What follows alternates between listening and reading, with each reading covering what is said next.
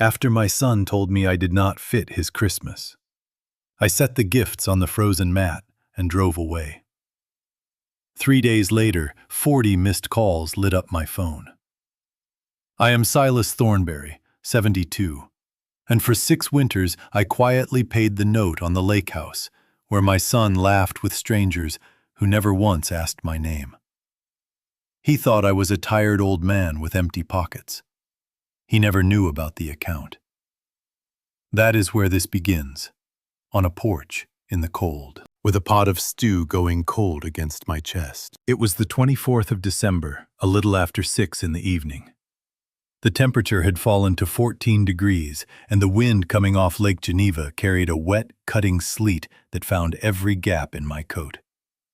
I had driven 2 hours from Galena with the heater struggling the whole way.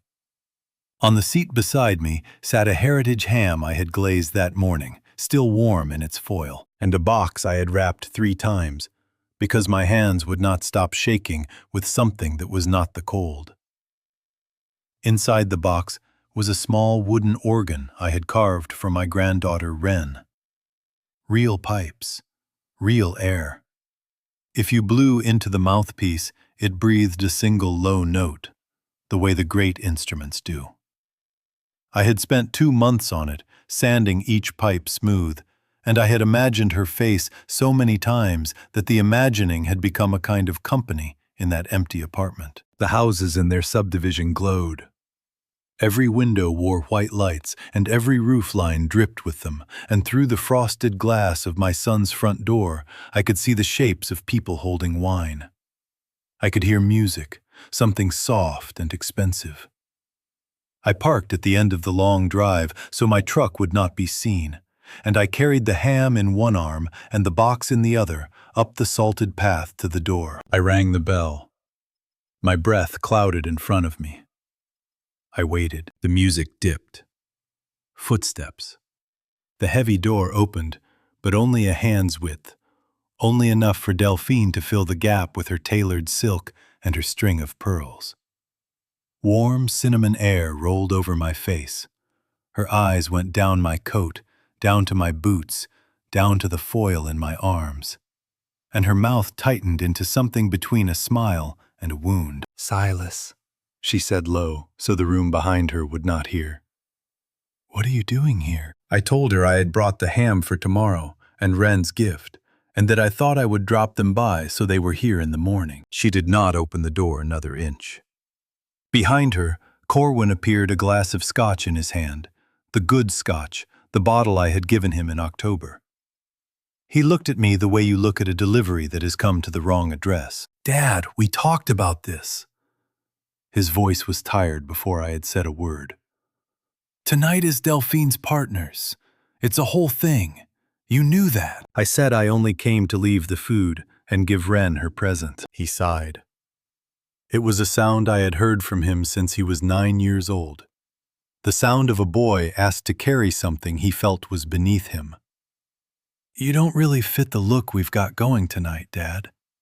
I can't have my wife's people seeing you on the porch like this. Just leave it on the mat. We'll bring it in when the caterers clear out." Leave it on the mat, like a parcel, like a man delivers heating oil and is tipped at the door. And then he said the rest, shifting his weight, not opening the door any wider. "About tomorrow. We're going to keep it small. Just the 3 of us and Delphine's folks. They're flying in, and the house is going to be tight. It's better if you sit this one out. We'll call you next week." Somewhere behind them, deeper in the warm gold of that house, a child laughed. Wren. I knew the sound the way I know a middle C. She was 20 feet away and a locked door between us, and no one in that room was going to tell her that her grandfather had come. I stood there and I listened for it. The wrongness under the sound. I have spent my life finding the one cracked pipe in a wall of 600, and I listened now to my son for any thread of shame, any catch of breath that meant the boy who once fell asleep against my shoulder was still somewhere inside the man in the doorway. There was nothing. Only the flat, patient tone of someone powering down a machine he would not need until the new year. You are not invited. We need the space. Leave the gifts on the mat. The sleet was gathering on my shoulders now. The pot had gone from warm to merely present in my arms, a dead weight where an hour of my morning had lived. I felt the cold reach my fingers through the gloves, and under the cold, lower than the cold, something in my chest began the slow work of shutting a door of its own. I did not raise my voice. I have never believed in it.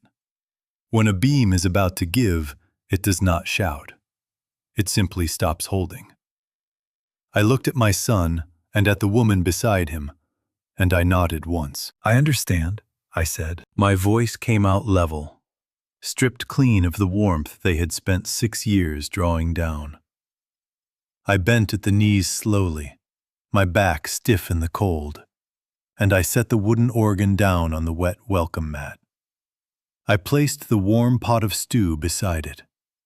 For a moment I stayed there, crouched, my hand resting on the lid of the box, the way you rest a hand on something you are leaving at a grave. Then I stood back up and looked at Corwin one last time. Merry Christmas, son. I turned my back and walked down the salted path. Behind me, I heard the heavy door swing shut and then the deadbolt turn.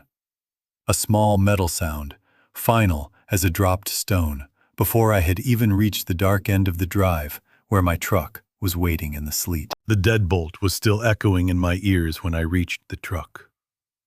I did not look back at the house.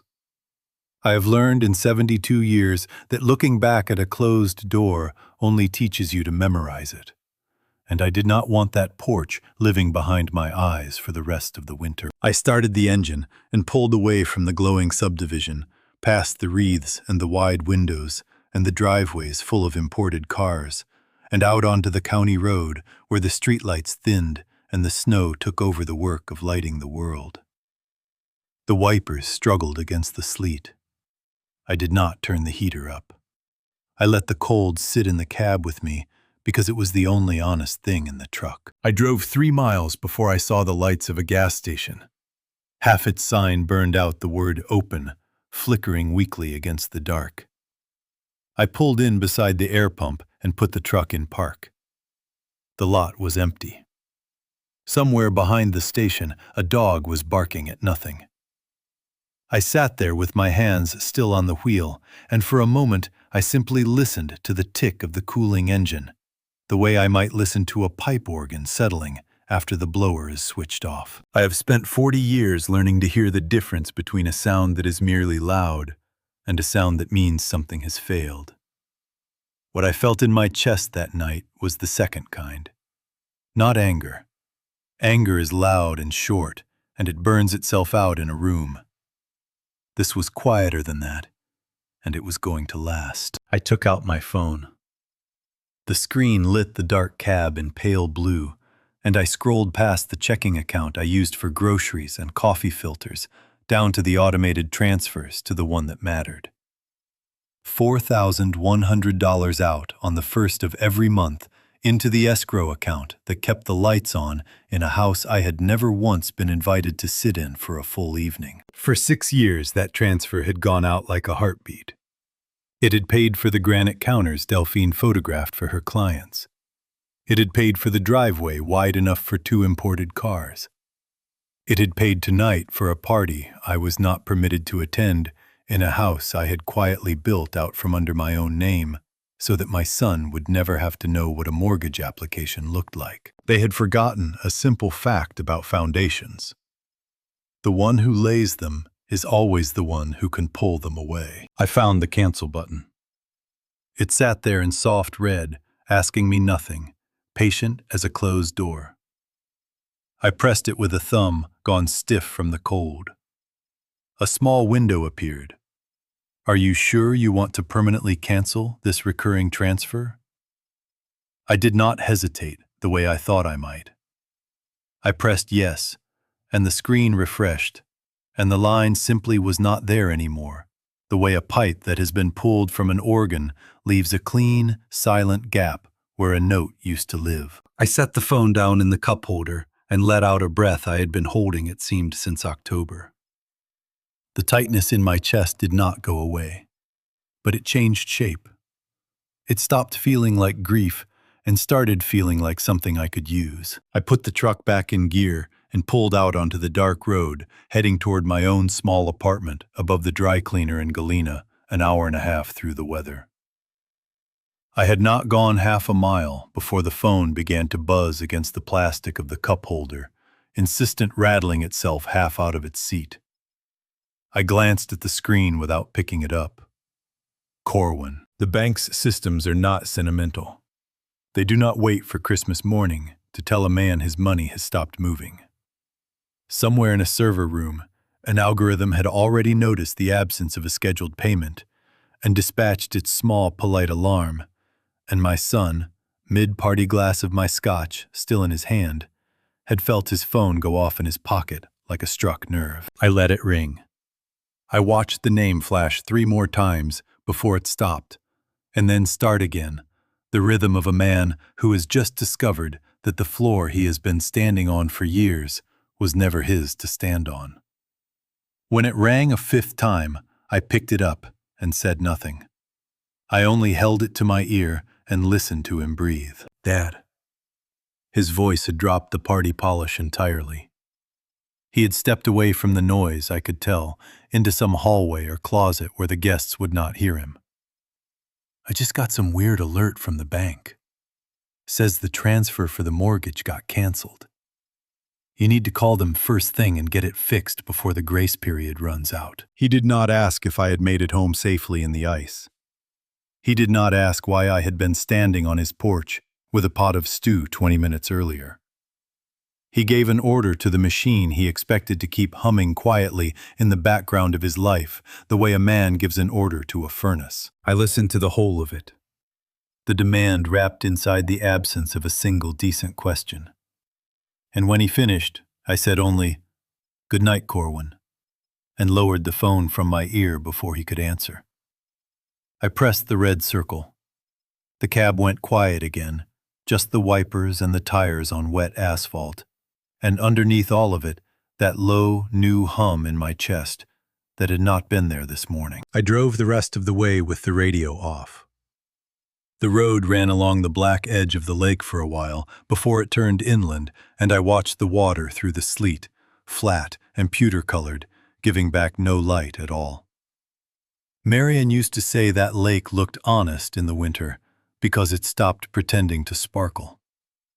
I had not thought of that in years, and it arrived now, with no warning, the way certain chords arrive in a hymn before you remember you know the words. Somewhere past the 2nd County line, I found myself thinking not of Corwin at all, but of my own father, in the last home I had let him live in a room I had visited perhaps 6 times in his final 2 years. I had told myself I was busy. I had told myself he would understand. He had died on a Tuesday afternoon while I was fitting new leather to a set of organ bellows 3 counties away, and I had built my whole life since then on the promise that I would never again be the reason a phone rang 40 times unanswered. Tonight I had let it ring 5 times and stopped. It was not the same failure. It was smaller, and it was mine to choose, and there was a strange, cold comfort in that distinction, the way there is comfort in finally naming a sound you have been hearing for years without understanding it. It was close enough still to keep me awake past midnight, sitting on the edge of my bed with my coat still on, thinking about tomorrow morning and the bank, and the quiet auditing work still waiting to be done. Morning after Christmas brought a hard, clean cold, the kind that makes the snow squeak instead of crunch underfoot. I walked the 4 blocks from my apartment to Driftless Savings with my coat buttoned to the throat, past the dry cleaner, still dark behind its gate, past the diner with its one lit booth. I had not come to feel better. I had come to look at the blueprint of something I suspected was already failing. The way I once walked out onto a scaffold at dawn to see exactly how far a crack had traveled overnight. The bank was quiet, decorated for a holiday I had no further use for. A young man behind the counter recognized me, as they generally do not, because I dress like a man of means, but because the accounts under my name have weight the tellers are trained to notice. He walked me back to a glass-walled office and knocked on the frame. Inside sat Wendell Teague, the branch manager, a careful, thin man I had known for 11 years through nothing more than routine business. I told him I needed to confirm that the transfer I had canceled the night before was in fact gone. He typed for a moment, nodded, and told me the $4,100 was secure in my primary account. Untouched. The automated bleeding stopped clean. That should have been the end of it. It was not. Something in me, some old instinct trained by decades of reading, cracks in concrete before they became cracks in a ceiling, would not let the meeting close there. I asked him to run a full audit of every account carrying my name or my late wife's. I watched his face shift the polite blankness of routine business, replaced by something more careful, and he began to print. The machine in the corner hummed to life. That flat mechanical breath I know from every organ blower I have ever serviced. And Teague gathered the pages and set them in front of me, one at a time. On the second sheet, his eyebrows drew together in a way I did not like. "Do you want to look at the activity on the medical account?" he asked. "The joint one?" I knew the account before he finished the sentence. 10 years ago, when Marion's cancer had turned aggressive and the hospital visits stopped having names and started having numbers, I had opened a high-yield checking account and funded it heavily. A reservoir set aside so that her final months would want for nothing. I had added Corwin as a secondary signer, and I had told him in words I remembered exactly that it was a failsafe. A piece of glass to be broken only if I could not manage the account myself. Marion had been gone 5 years. I had not touched the account since her funeral costs were paid, and I had assumed the way a man assumes a locked door stays locked, that it simply sat there, gathering interest, a quiet monument to the worst winter of my life. I looked down at the balance on the page. It was not the 80-some thousand dollars I remembered leaving in it. It was $11,200. I did not gasp. I have trained my whole life not to gasp at a number, only to ask the number where it has been. My hand did not shake when I turned the page, though I noticed distantly that I was holding it the way I once held a corroded cable at a careful distance, as though whatever had eaten through it might still be active. I asked Teague to print the itemized withdrawal history for the last 2 years, and the machine woke again. And I read the pages the way I read the transaction logs on a failed steel cable, with the same detached, mechanical attention. The pattern was rhythmic, almost musical, in the worst sense of the word. On the 3rd of every month, exactly $1,500 left that account. Not in one lump, in a clean, repeating line, month after month, like a metronome set to the wrong tempo and never corrected. And once I saw the rhythm of it, I could not stop seeing it. The way you cannot unhear a flat note once your ear has found it. I asked Teague where the money had gone. Because the transfers moved between linked accounts, he had the clearance to trace them, and he typed, and his face went a shade paler than the fluorescent light alone could explain. $700 a month, routed to something called the Cedar Wind Yacht Club, membership dues, for a slip and a clubhouse and a bar, where I imagined my son told people his father had passed away years ago, rather than explain a man who lived above a dry cleaner. $800 a month, routed to a luxury auto leasing office 2 counties south, financing the pair of imported vehicles I had watched Corwin park in his own driveway on Christmas Eve. Engines still ticking with heat, while I stood outside in the sleet. The money that should have gone to a woman fighting to breathe in a hospital bed had instead quietly financed a boat slip and a car lease. My son had watched his mother die in that hospital, had held her hand at that funeral, and had then spent 5 years pulling a small, steady stream of her medicine money into a country club bar tab. I thought of Marion in that last month, the oxygen line taped along her cheek, asking me in a voice gone thin as paper whether the bills were something I needed to worry about. I had told her no. I had told her the fund would carry her through anything. I had believed it. I sat very still. The office was warm and smelled faintly of coffee and toner, and none of it reached me. Somewhere under my ribs, a sound was building that had no outlet. The low pressure before a pipe finally gives, and I understood with the same flat certainty I used to condemn a failing beam that what had happened on that porch the night before was cruelty. This, on this page, was something else. This was theft from a dying woman's bedside, wearing the shape of a family in good standing. Teague cleared his throat and asked gently if I wanted to dispute the withdrawals. He reminded me that because Corwin was a legal signer, the bank considered the transfers authorized. From where he sat, this was a family matter, not a crime the institution could act on. I told him I did not want to dispute anything yet. I wanted the destination of every dollar confirmed in writing, with the routing numbers attached. Because I had learned long ago that a leak you can point to precisely is a leak you can eventually fix. 700 to a yacht club, 800 to a leasing office. Not once in 2 years of statements had a single dollar of that money gone anywhere resembling a hospital, a pharmacy, or a hospice. Whatever grief my son claimed to still carry for his mother, it had not cost him a cent. I folded the pages once along a crease that would hold for years and slid them into the inside pocket of my coat, over my heart, where the cold from outside had not quite finished thawing. I did not leave the bank. I sat with the folded pages heavy in my coat, and something in the quiet hum of that glass office kept me in the chair a moment longer than I had planned. Teague had not closed the file. He was still scrolling out of habit or unease, and I watched his eyes catch on something near the bottom of the screen. He hesitated. It was a small thing, the way a man hesitates before telling you a second piece of bad news, on top of a first, testing whether you can bear the weight of it. "There's one more item tied to that account," he said. "A line of credit.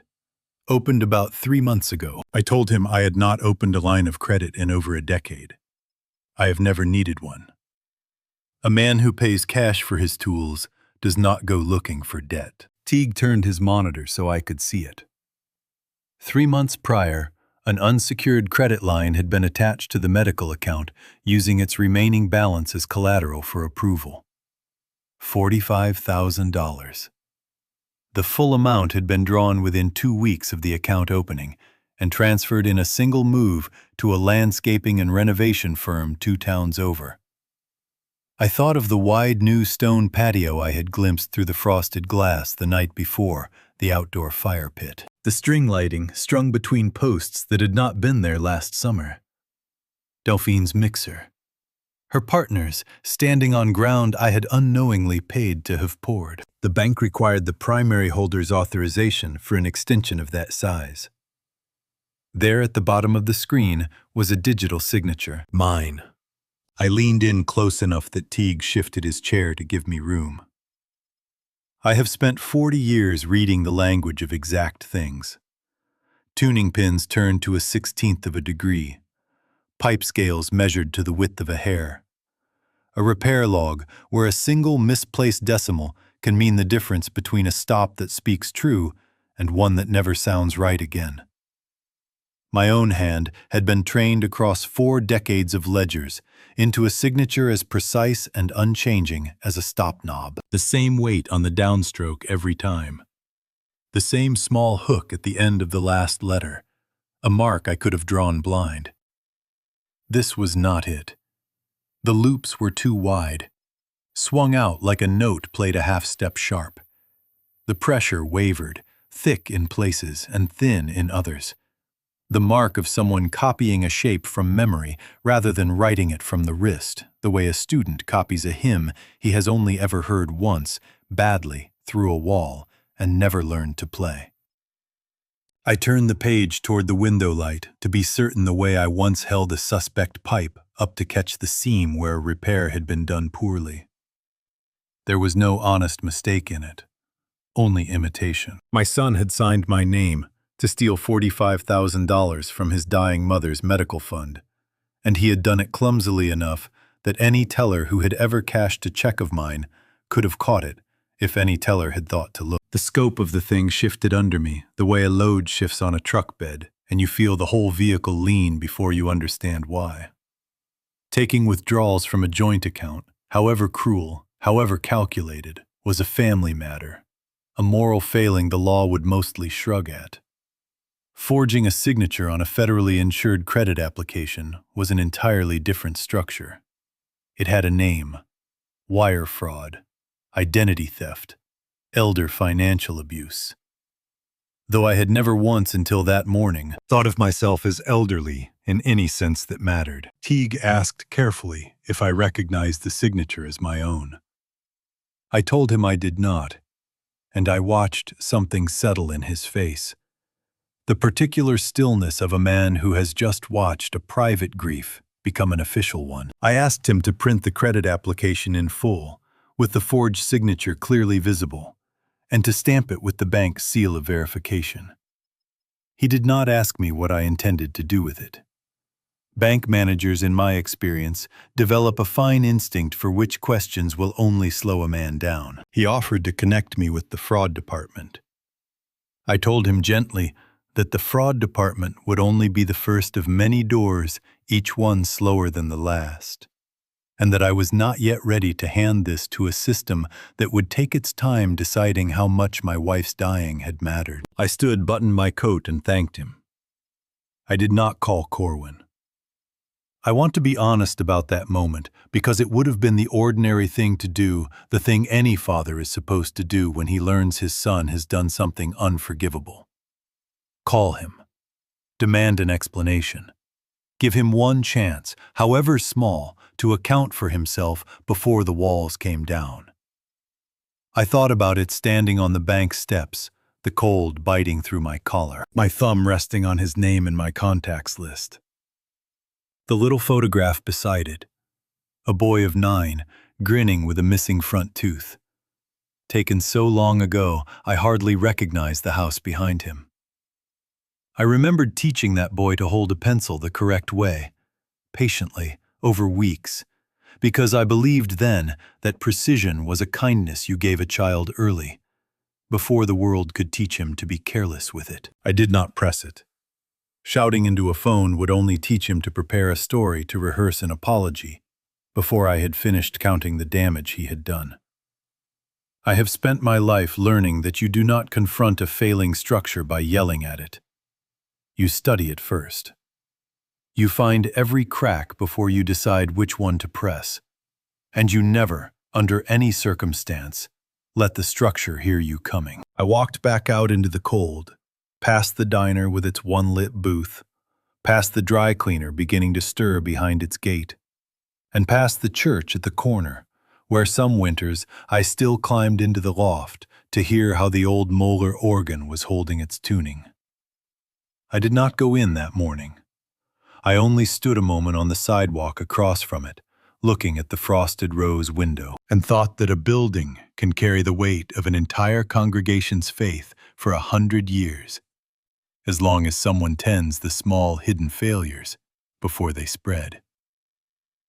A family, I was beginning to understand, asks for the same discipline, and I had not given it one. I understood with the same flat clarity I had felt over the withdrawal logs an hour before, that whatever this had been on Christmas Eve, whatever wound Delphine's closed door had opened, it was no longer that. A son who lets you stand in the sleet is merely thoughtless. A son who signs your name to a stranger's document and cashes it and pours the proceeds into a patio for his wife's colleagues to admire, has crossed into something the law has a word for. This was no longer ingratitude. This was a felony, and it had my name on it.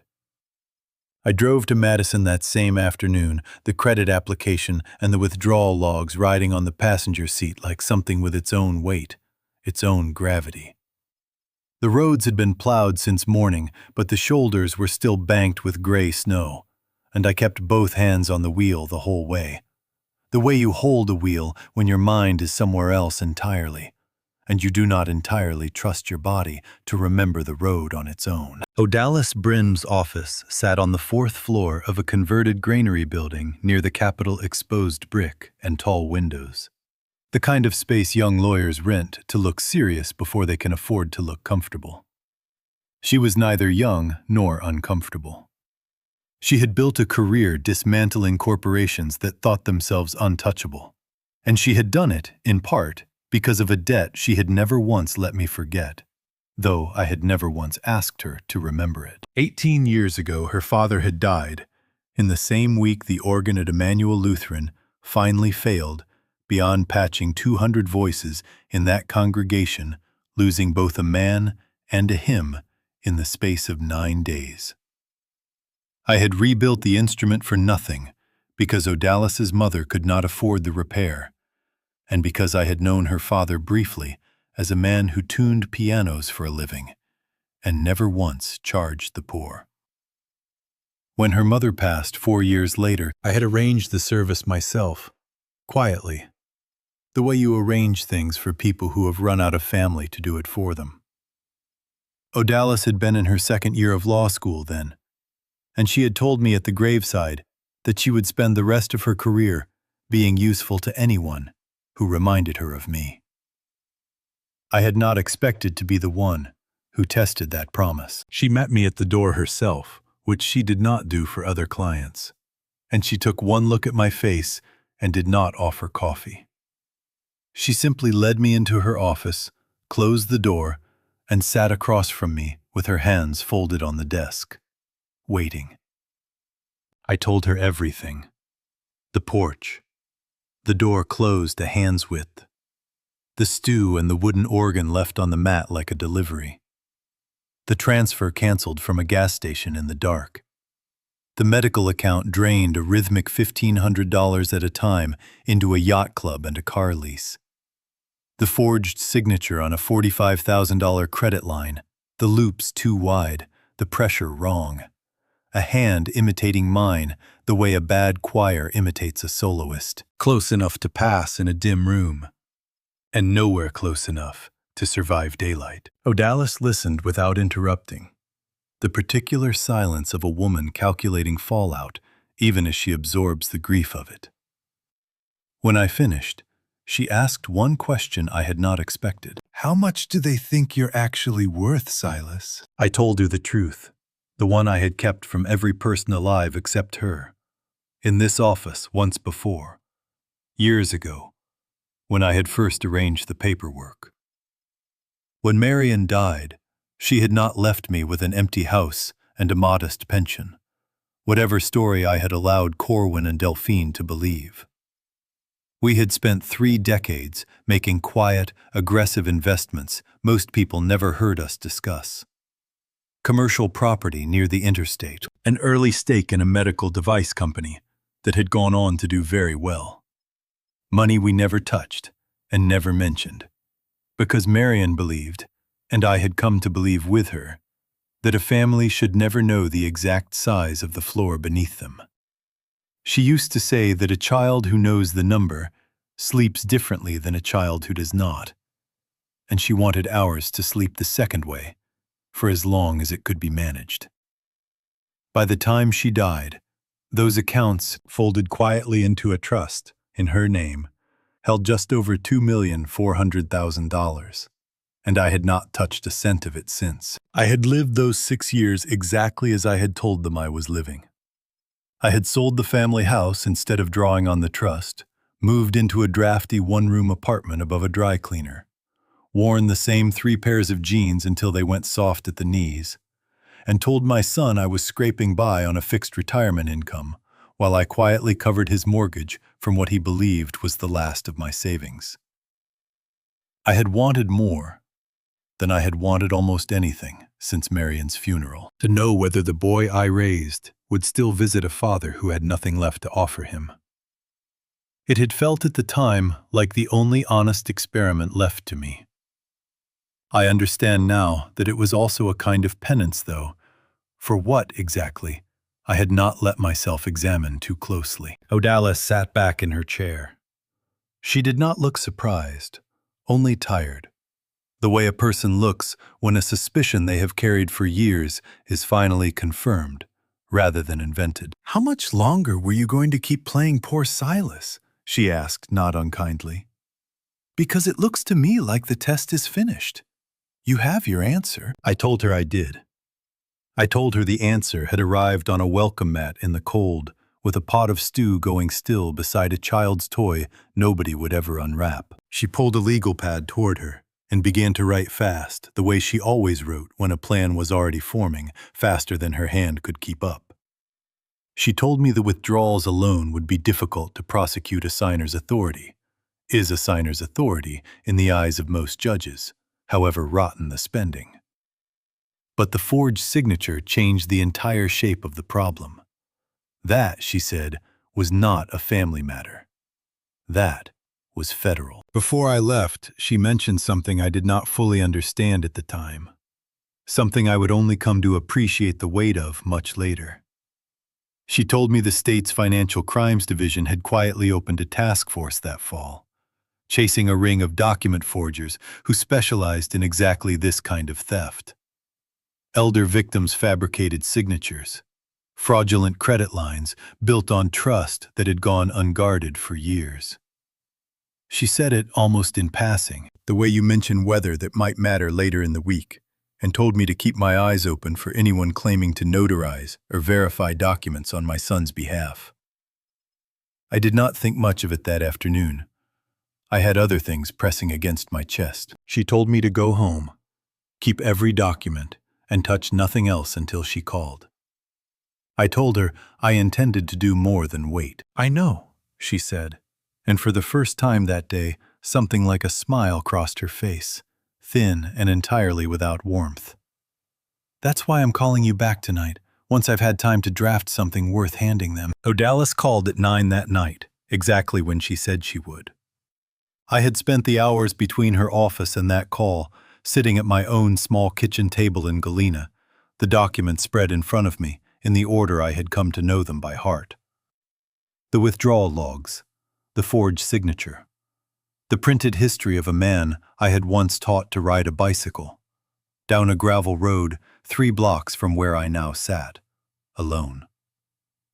When the phone rang, I picked it up before the second buzz. "I want to walk you through something," she said without preamble, the way she always began.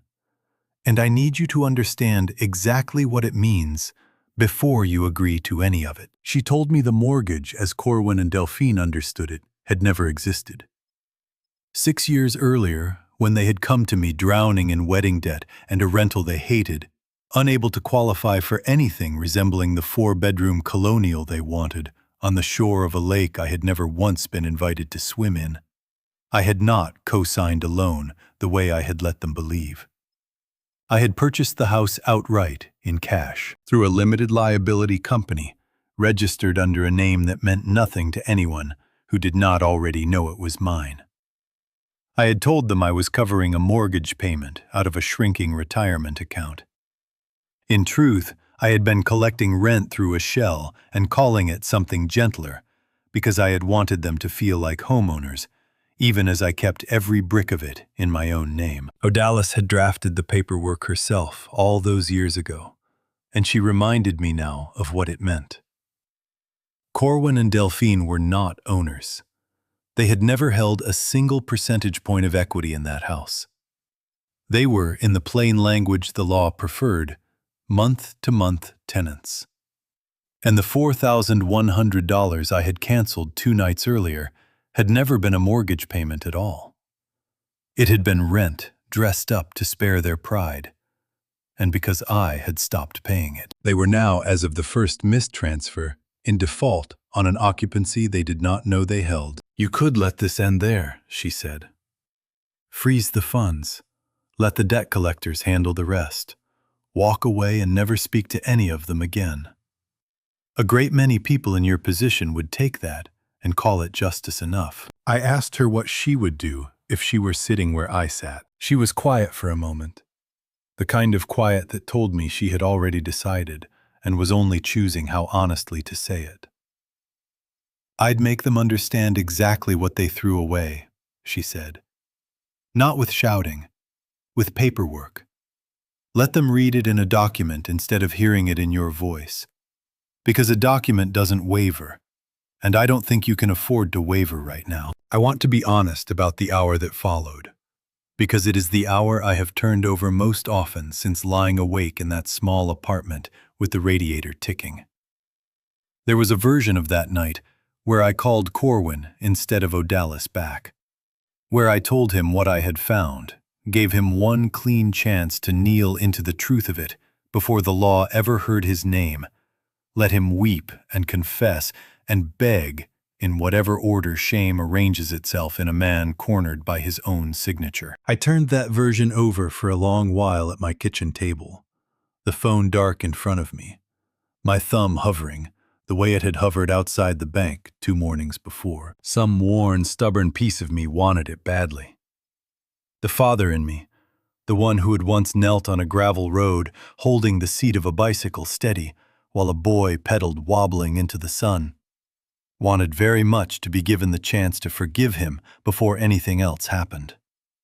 To hear him say the word sorry in his own voice, unscripted, before a stranger with a law degree ever taught him the correct shape of an apology. I understood, sitting there, that choosing the paperwork over the phone call meant giving up that particular hope for good. There would be no clean confession now. Whatever he eventually said to me, it would come wrapped in consequence, negotiated by lawyers, arriving too late to mean what it might have meant on Christmas Eve. But I had already given him that earlier chance. In a manner of speaking, 6 years of it delivered quietly every month in an envelope disguised as a mortgage.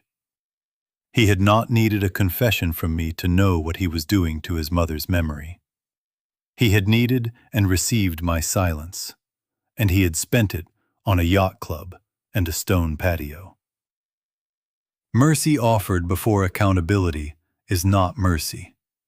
It is only another door left open for the same weather to come through again. And I had left that door open long enough. I told Odalis to draft the notice. She explained the mechanics while I listened with the phone against my shoulder and a pen in my hand taking notes, the way I once took measurements for a set of pipes I could not yet see.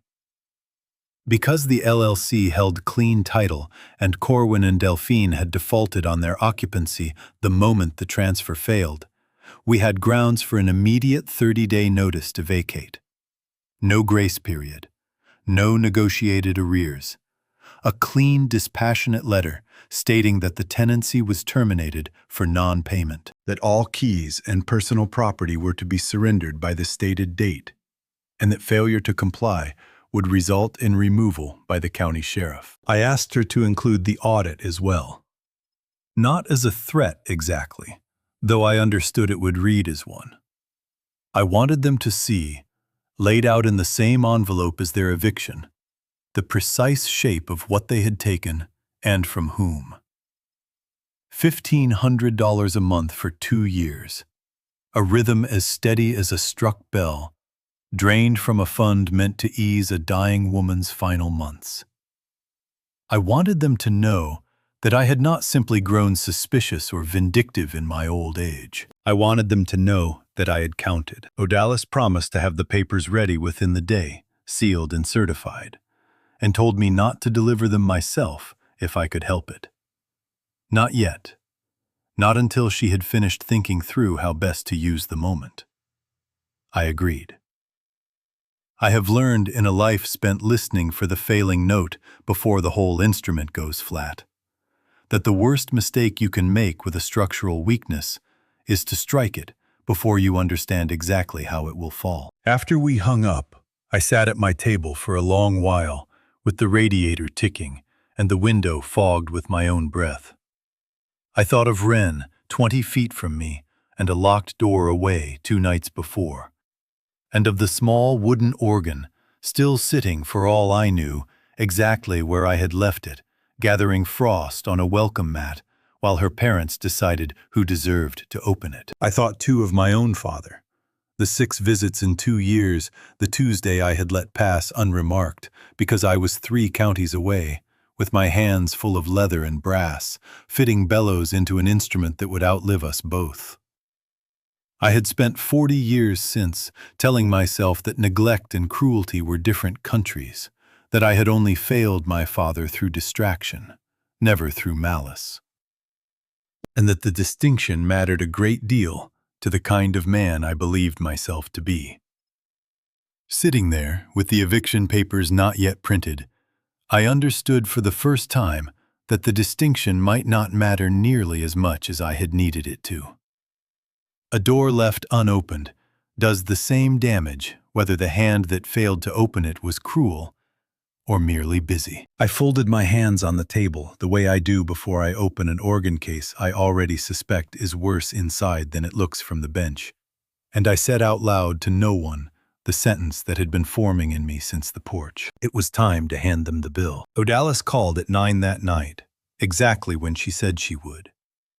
I had spent the hours between her office and that call sitting at my own small kitchen table in Galena, the documents spread in front of me, in the order I had come to know them by heart.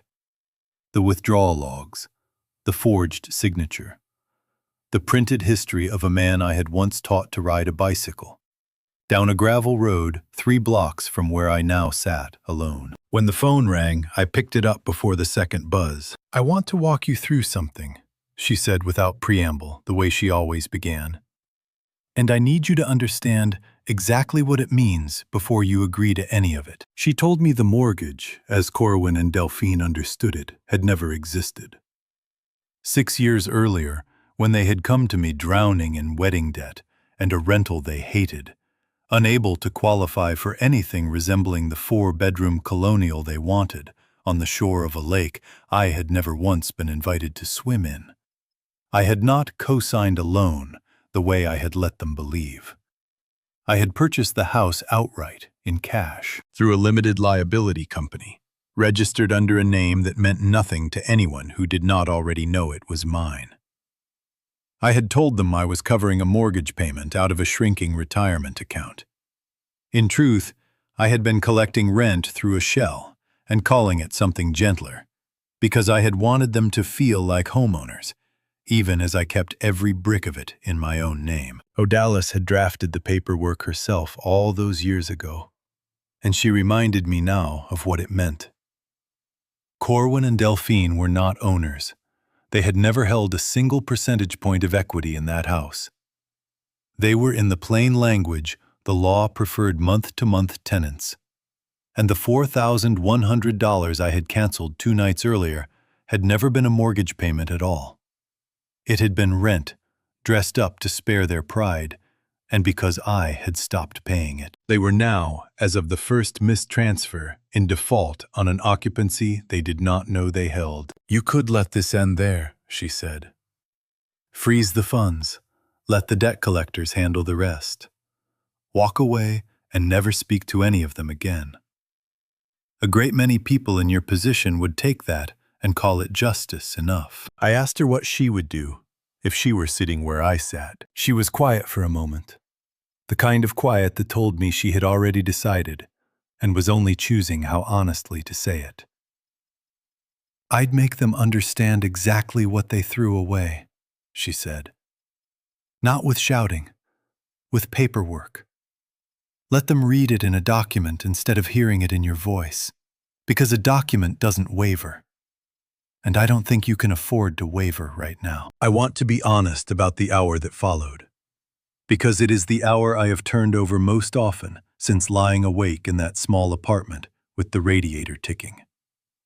There was a version of that night where I called Corwin instead of Odalis back, where I told him what I had found, gave him one clean chance to kneel into the truth of it, before the law ever heard his name.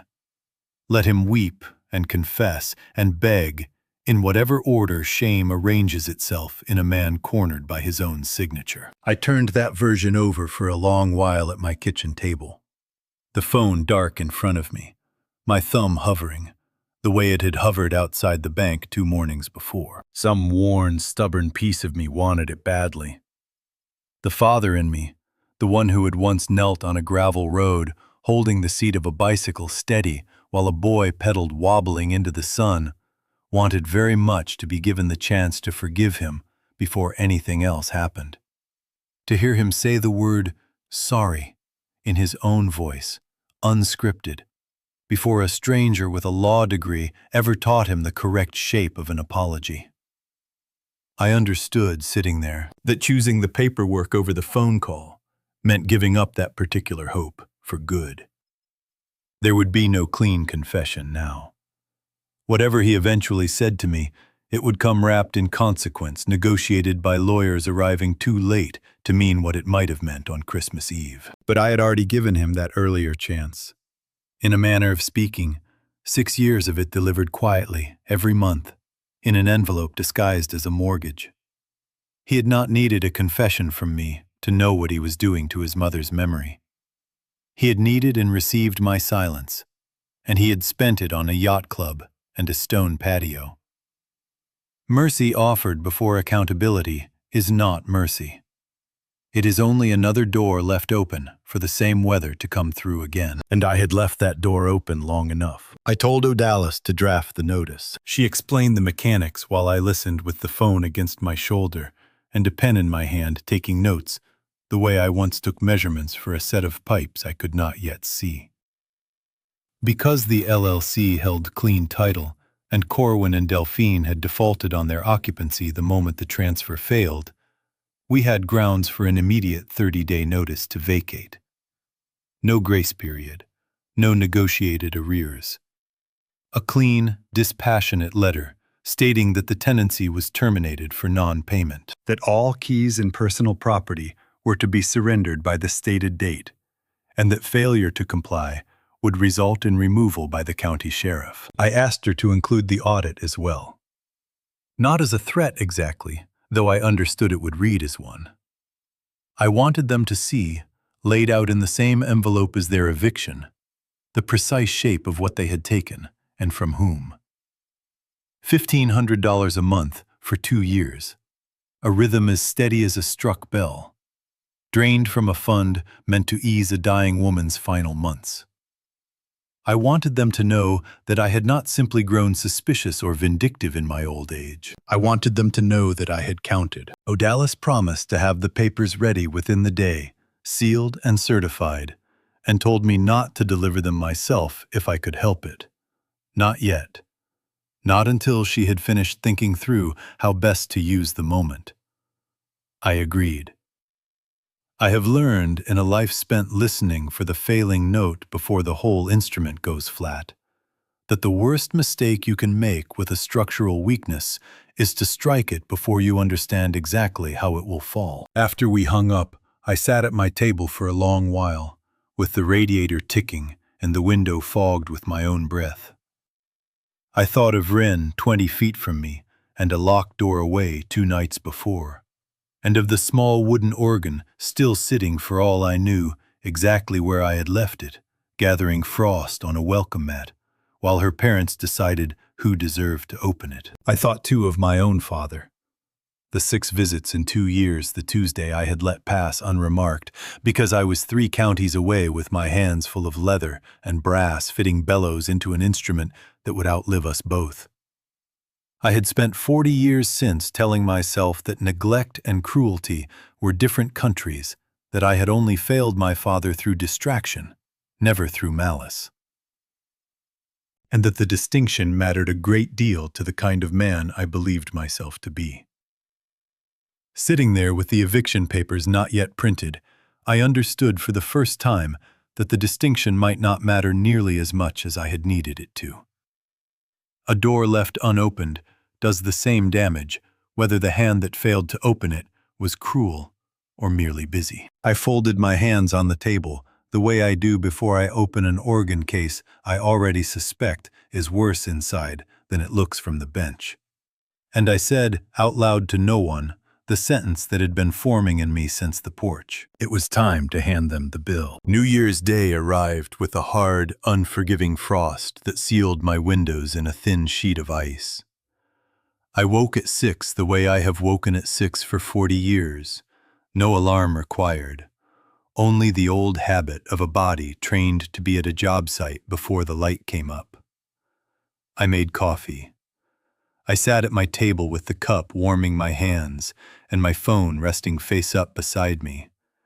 And I did not need an alarm to tell me that somewhere, across 2 counties, an automated message had already reached my son's inbox sometime in the small hours, informing him in the bloodless language banks reserve for exactly this purpose, that his scheduled mortgage transfer had failed to execute, and his emergency medical account had been placed under review. I knew how these systems worked.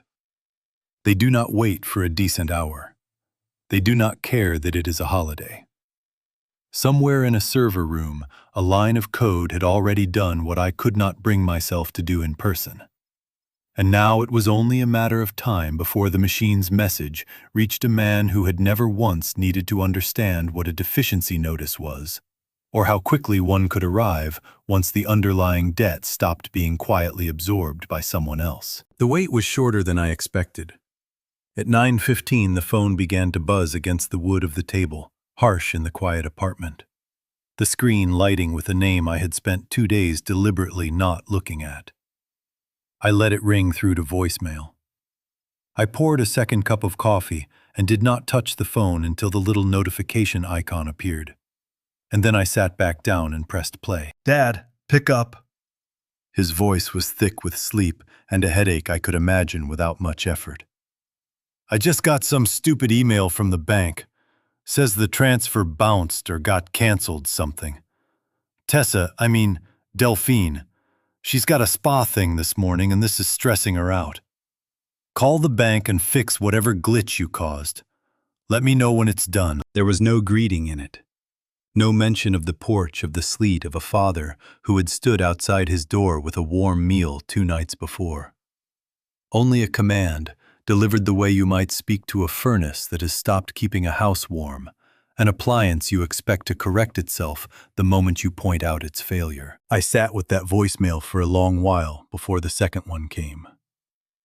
I want to say something honest here, because it would be easy to tell this part of the story as though I felt nothing but the cold satisfaction of a man watching a trap close.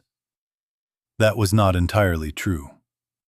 Under the flat surface of his demand, I could still hear faintly the particular pitch of a boy's voice I had known since before it had finished changing. The same stubborn rasp he used to get when he was 9 years old and furious that a bicycle would not simply obey him the way he believed it should. Hearing it did not make me pick up the phone. It only made the not picking up cost something I had not accounted for. A small private tax I paid alone at my kitchen table, while the rest of the world slept off the previous night's celebration. The calls continued through the morning at a steady mechanical interval, roughly every 15 minutes. The rhythm of a man checking a wound to see if it has stopped bleeding, and finding, each time, that it has not. I logged the timestamps in a small notebook I kept beside the coffee pot, the way I once logged the resonant frequency of a failing pipe before I understood what was wrong with it. Call 11:10:45. Call 14, 11:30. Call 19, shortly after noon. This last one arriving with enough force behind it that I answered it after all, though I still did not speak. I only listened. His voice had changed by then. The polish of the morning was gone, replaced by something rawer, closer to the surface. "Warren, this isn't funny anymore." He had dropped Dad entirely. It was the first time in my life my son had called me by my given name, and it landed strangely, the way it lands when a stranger uses a word that used to belong only to family. "The bank's customer service line is closed for the holiday, and I can't get anyone to override this." I tried to log into the medical account to pull funds, and the whole thing is locked. Says my access has been revoked due to suspicious activity. What did you do? Turn it back on. I wrote the words suspicious activity in my notebook, underlined once, and felt something settle in my chest that was neither satisfaction nor grief, but some third thing I did not yet have a name for. The fraud protocols Teague and I had built into that account 2 days earlier were doing exactly what they had been built to do. Corwin had gone looking for an emergency reserve to bail himself out of a shortfall he did not yet fully understand, and he had walked directly into a wall neither of us had told him existed. I sat with the phone still warm against my ear for a moment after he hung up, listening to the dead air where his voice had been, the way I might listen to a room after the organ finally falls silent, checking whether any note is still hanging somewhere in the rafters. I did not call him back. I let the phone go quiet again, and I went down to the workshop for an hour, working the reed pipes from the night before into something closer to true pitch, because my hands needed the work, and because I did not trust myself yet to sit still with what I was hearing. The wood grain under my fingers was steadier than anything else in that entire day, and I let it hold my attention the way I once let a difficult repair hold it during Marion's worst nights, a discipline I had learned young and never quite unlearned. When I came back upstairs near 2 in the afternoon, 3 more calls were waiting, along with a text message I had not expected. It was a single line, sent not by Corwin, but from a number I recognized as Delphine's, containing no greeting and no explanation. Only a photograph of a declined payment screen at a boutique downtown. The words, "insufficient funds," glowing in stark red, beneath the name of a jacket she had apparently been trying to buy. I did not respond to it. I set the phone face down on the table and sat for a while in the gray afternoon light, listening to the radiator tick, thinking of the wooden organ, still for all I knew, sitting untouched on a doormat somewhere across 2 frozen counties, and of a boy who had once cried quietly and without shame when I told him he could not have a bicycle until he learned to fix his own flat tires. He had learned.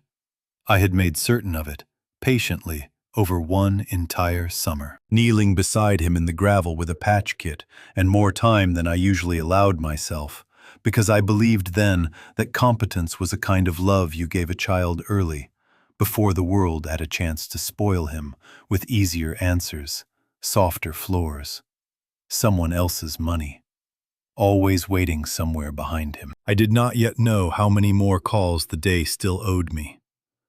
I only knew, watching the gray light fail outside my window, that the account had held the wall had done its work, and that somewhere out there, my son was beginning for the first time in 6 years to understand exactly how much weight had been quietly holding up the floor beneath him. The afternoon wore on, the way a long illness wears on, in small repeating waves rather than any single crisis.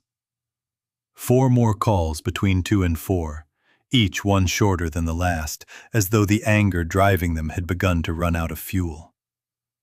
I did not answer any of them. I sat with my notebook and logged the times.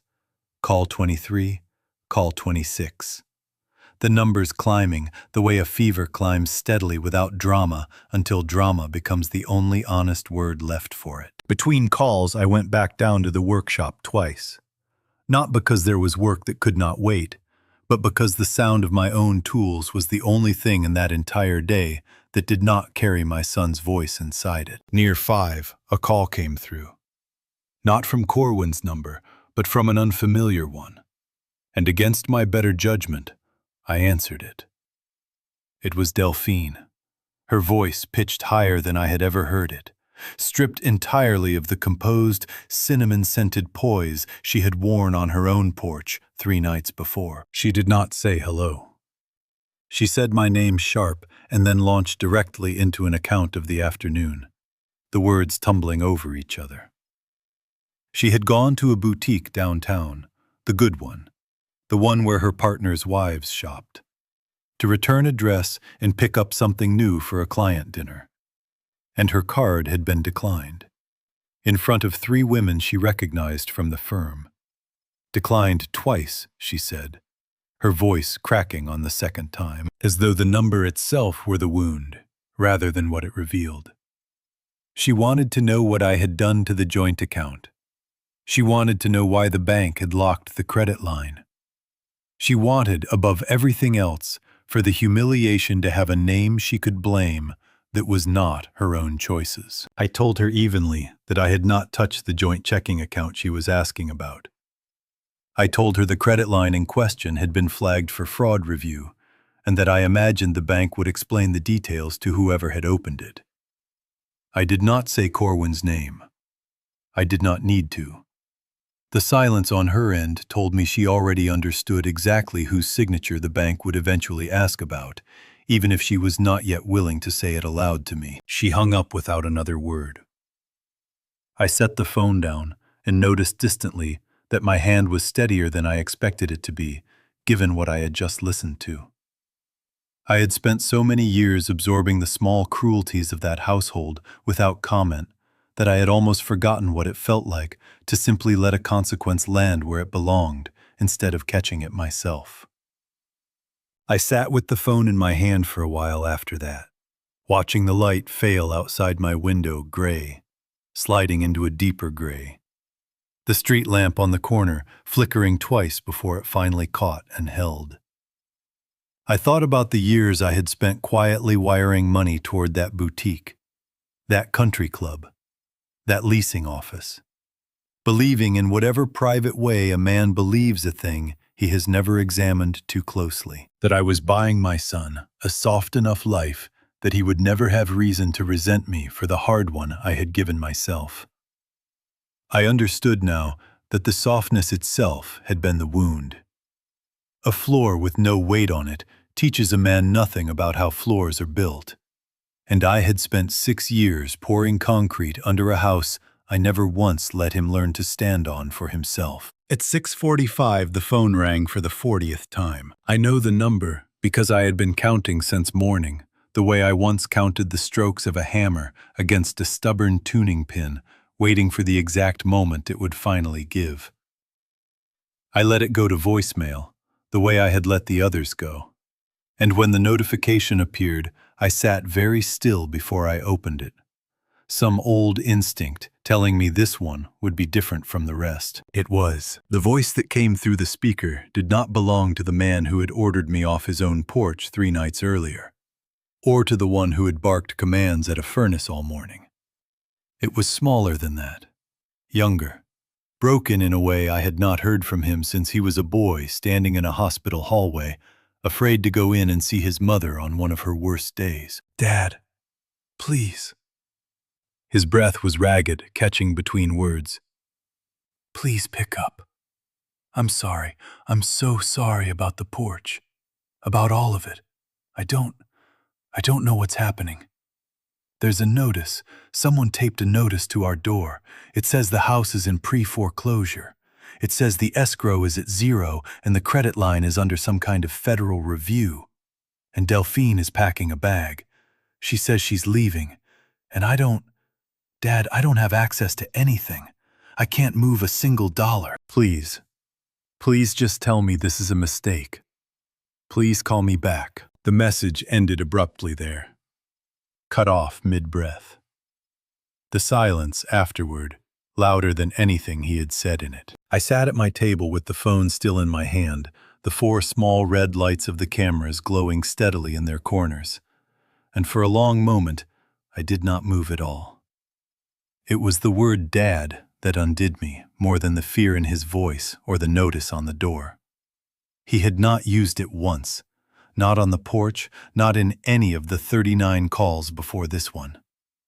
It had taken 48 hours of collapse to bring it back, and hearing it arrive that way, cracked open and unguarded, cost me something I had not budgeted for when I sat down that morning with my coffee and my notebook. I want to be honest that something in me, some old and stubborn root that had not yet been fully dug out, wanted very badly to call him back in that instant, to hear that voice again, and tell him it would be all right. The way I had told him it would be all right after every scraped knee and failed exam of his boyhood. I have spent my whole life tuning things back into agreement with themselves. It is a difficult instinct to override, even when you know with total certainty that the instrument in question has been deliberately, repeatedly played against you, and that the boy crying into a voicemail is the same man who signed my name to steal from his dying mother. I played the message a second time. I'm not certain why, except that some part of me needed to be sure I had heard it correctly, that the fear in it was real and not simply another performance layered over the last one. It was real. I could hear it in the small catches between his words, the places where a rehearsed man would have smoothed the delivery, and he had not, because there had been no time left to rehearse anything at all. That did not change what I intended to do. It only made the doing of it heavier. I did not call him back. I set the phone down on the table, face up, the screen slowly dimming to black. And I thought instead about the eviction papers sitting sealed in Odalis' office, and about a name written on a slip of bank stationery still folded in my coat pocket, and about how a man who has just discovered he owns nothing does not, in my long experience with failing structures, sit quietly with that knowledge for very long. He would not wait for a callback that was not coming. He would come here. I got up from the table and walked to the front door. I checked the deadbolt. I checked the small, unblinking eye of the camera mounted above the frame, tilted precisely enough to catch a face at eye level in the narrow hallway outside. And I adjusted it half an inch, the way I would adjust a microphone before a difficult recording. And then I went back to my chair and sat down to wait for whatever was going to happen next. 2 days passed in a silence I had almost begun to trust. I kept to my routine. Coffee at 6, the workshop by 7. A slow, careful hour each afternoon reviewing the papers Odalis had finally sent over, sealed and certified, sitting now in the drawer beneath my bench, like a loaded thing I had chosen for the moment not to fire. No further calls came. I told myself this meant they were regrouping, gathering whatever remained of their footing before the next move. And I was not wrong. It was the evening of the 3rd of January when the pounding started. I was at my kitchen table, a glass of water going warm beside my hand, when the sound came.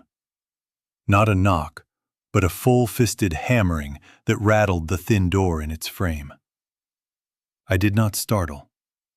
I have spent too many years listening for the difference between an ordinary sound and a dangerous one.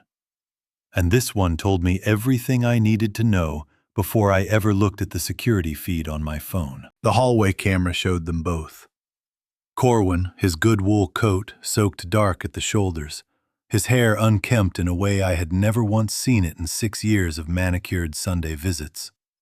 Delphine beside him, pacing in a tight, furious circle, clutching a designer bag against her chest the way you might clutch something you were afraid someone would take from you next. I let the pounding continue a moment longer than I needed to, only to be certain both of them were captured clearly in the frame.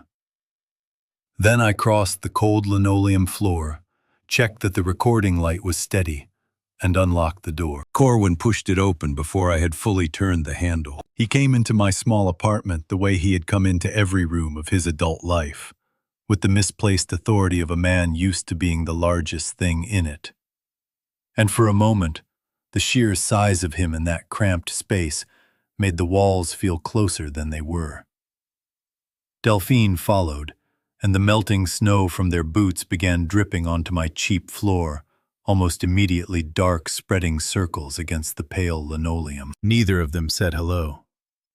Neither of them asked how I had fared in the ice 2 nights before. "Why are you ignoring my calls?" Corwin's voice was not a question.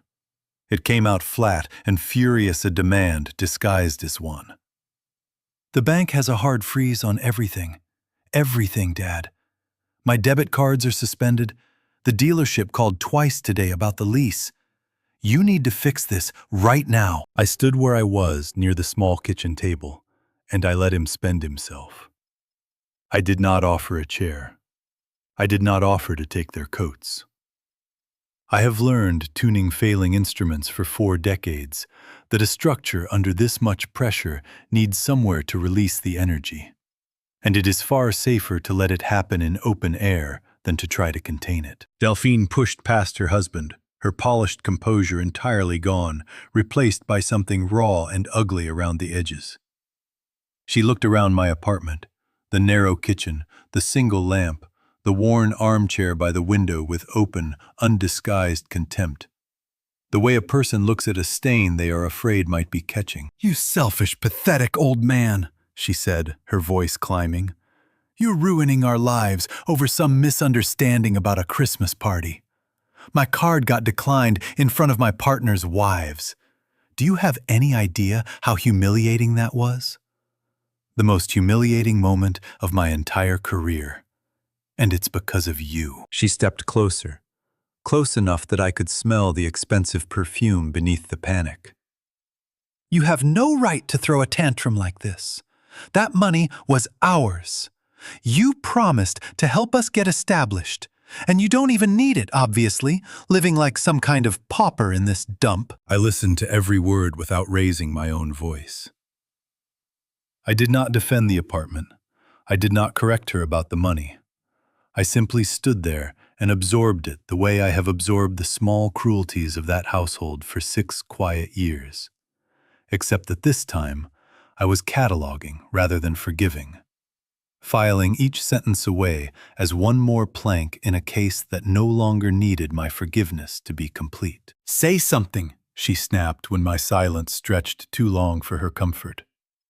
"Don't just stand there like one of your broken pipe organs. Say something." I told her evenly that I was listening.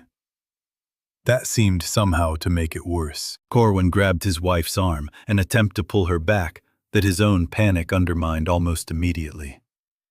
He looked at me with something wild behind his eyes, an expression I had not seen on him since he was a boy caught in a lie too large to walk back from. "Pick up your phone," he said. "Call the bank right now. Authorize the transfer manually. Fix this, and I mean tonight. And we can forget the whole thing with the porch. You can even come see Ren, next month. Just fix it." It was, I understood, in that moment, the single ugliest sentence he had spoken to me in either of our lives.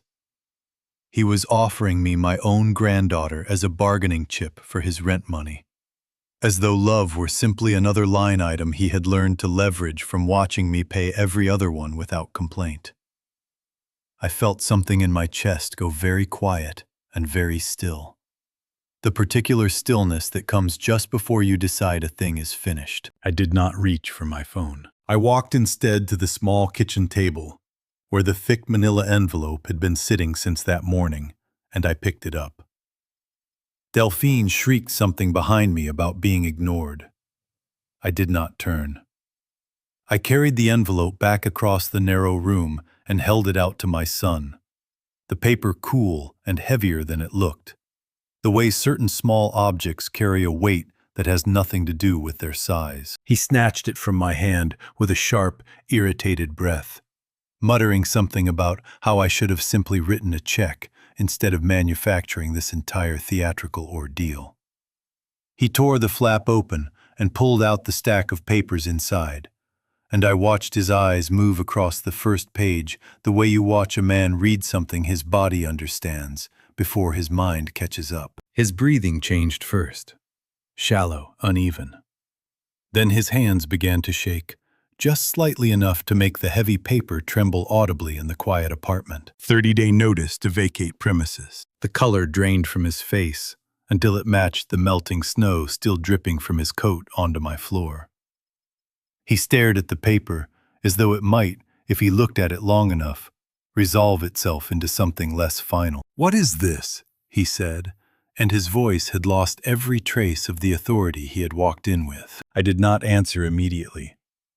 I only watched him the way I once watched a cracked pipe finally give way under sustained pressure.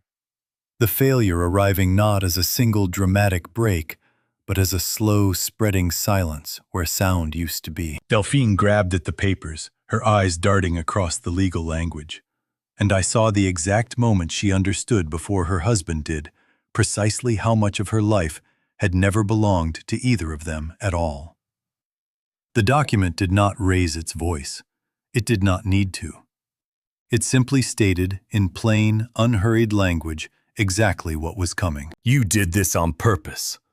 Corwin's voice had dropped into a register I had not heard from him since he was 17, and caught in a lie large enough to end his mother's trust in him for a full summer. "You've been sitting on money this whole time, haven't you? That's what this is. You let us think you were broke, and you let us drown." I did not deny it. There was no longer any use in softening what 6 years of silence had already confirmed. "You could have just told us," he said, and something in his voice cracked. Not with grief, but with the particular fury of a man who has just discovered the rules of a game he thought he understood. "You could have just given it to us. Instead, you made us beg for scraps while you sat up here playing poor like some kind of saint." "I was never playing poor," I said. It was the first full sentence I had spoken since they arrived. I was watching. Something in him broke loose at that. He crossed the small distance between us in 2 steps faster than I expected from a man his size in a room that small, and his hands closed around the front of my coat, bunching the worn flannel in both fists. He shook me once, hard enough that my teeth clicked together and dragged me half a step forward off my own footing. "You pathetic old man," he said, close enough now that I could feel the heat of his breath. "You owe me that house. You owe me that money. I put up with your boring visits and your cheap little wooden toys for years waiting for this, and you're going to hand it over right now." I did not struggle against his grip. I have spent a lifetime learning that a man fighting a hold only tightens it, the way a stuck pipe only seizes harder the more violently you force it. "Call the bank," he said. "Wire the 45,000 back into the account tonight, or I swear to God I will have you declared incompetent. I already know a doctor who'll sign whatever I need. I'll have you locked in a facility so fast you won't remember your own name by spring. And I'll sell every stick of furniture you own before anyone thinks to stop me." He was saying it directly into the space above my collar, close enough that I could see the wild, unfocused terror underneath the rage. A man narrating his own crime because he had run out of every other kind of leverage. I understood with a strange, cold clarity that arrived even as his fists twisted tighter in my coat, that he was handing me exactly what I needed, freely, without any idea he was doing it. My right hand was still free. I reached it slowly into the front pocket of my trousers, found the smooth glass of my phone, and pressed the volume key down, and held it the way Reyes had shown me 2 days earlier. A single long compression that would send a silent signal to both Odalis and the county dispatcher, along with my location. A short vibration confirmed it had gone through. "You're making a mathematical error," I told him, my voice steadier than my body felt. "Force only ever guarantees the failure of whatever's applying it." He raised his fist. He did not have time to swing it. The apartment door, which I had not locked behind them, burst open with a violence that shattered the quiet of the hallway, slamming back against the drywall hard enough to crack the plaster. 2 uniformed officers came through first, hands already at their belts, faces set in the particular flatness of men who have done this before and know exactly how quickly it can turn. Behind them, unhurried, entirely unbothered by the cold, stood Odalis, a slim leather folio tucked beneath one arm, watching the scene with the calm, satisfied attention of someone observing a plan arrive precisely on schedule. "Step back and show me your hands," the lead officer said, his voice carrying the particular authority that ends most rooms the moment it enters them. Corwin froze. The rage drained out of him almost instantly, replaced by a pale, stammering panic, entirely unlike the man who had grabbed my coat 30 seconds earlier. He released me, stumbling backward, both hands raised, his eyes darting between the officers and Odalis and the small red light of the camera above my own front door, understanding all at once exactly what had just been recorded. "This is a misunderstanding," he said, his voice climbing toward something almost pleading. "This is just a family thing, a private thing. My father, he's not well. He gets confused. I was only trying to calm him down." We heard the threat before we came through the door, the second officer said flat, already reaching for a notepad. Threatening to physically assault a senior citizen, attempting to force an unauthorized wire transfer under duress. We're documenting forced entry and an assault in progress. Delphine had backed herself against my kitchen counter, both hands pressed over her mouth, tears finally breaking through the composure she had spent 3 days trying to hold together. She understood, watching the officer write exactly how much of her career and her freedom had just come apart, in a room she had walked into believing she still had the upper hand. Odalis stepped forward, addressing the officers directly, rather than either of us. She told them in the same unhurried tone she used for closing arguments that the apartment was fully wired for audio and video, that she had been monitoring the feed remotely from her office, and that she had personally heard the suspect threaten to have a 72-year-old man forcibly committed and stripped of his assets in order to extort an unauthorized transfer of funds. The lead officer asked Corwin for identification. His hands shook badly enough that he fumbled the wallet twice before he managed to produce it. "Dad," he said. And it was the second time in 3 days he had used the word without an order attached to it, though this time it came out thin and desperate rather than broken by grief. "Tell them it's a joke. Tell them we were arguing about the football game. Please." I looked at the man in front of me, the one whose fists had just been closed around my coat, the one who had spent 5 minutes describing exactly how he intended to erase me. And I felt in that moment precisely nothing. Not triumph, not grief, only a wide level quiet. The sound of a room after the last note has finally fully decayed. I turned to the officers instead. I told them that the man and woman standing in my kitchen were unwanted trespassers. I told them I had recently terminated their tenancy on a property owned by my company due to severe financial delinquency, and that they had come to my home tonight to physically intimidate me into releasing funds they had already stolen once.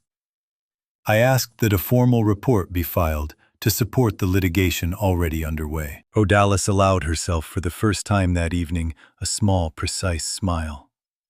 She told the officers her firm would be filing for a permanent restraining order by morning on the strength of the recording alone. The lead officer nodded and turned to Corwin and Delphine. He informed them they were being escorted from the premises and that any further attempt to contact me by phone, in person, or through any intermediary would result in immediate arrest. Corwin tried briefly to plant his feet against the linoleum, his eyes flicking one last time to the manila envelope still sitting open on my table, as though some part of him only now understood it was not the worst document he would receive that week. The officer's hand closed over his shoulder and turned him firmly toward the door. Delphine did not resist at all. She walked out with her head down, staring at nothing, the sound of her own boots on the stairwell the only thing she seemed able to focus on. Odalis waited until the hallway had gone quiet again before she spoke. She told me the recording was clean, the threat was documented, and the physical assault, however brief, had been witnessed and logged by 2 officers of the law.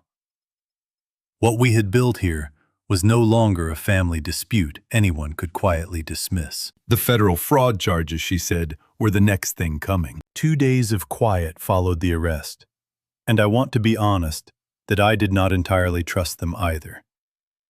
Quiet, in my experience with failing structures, is rarely the sound of a problem resolving itself.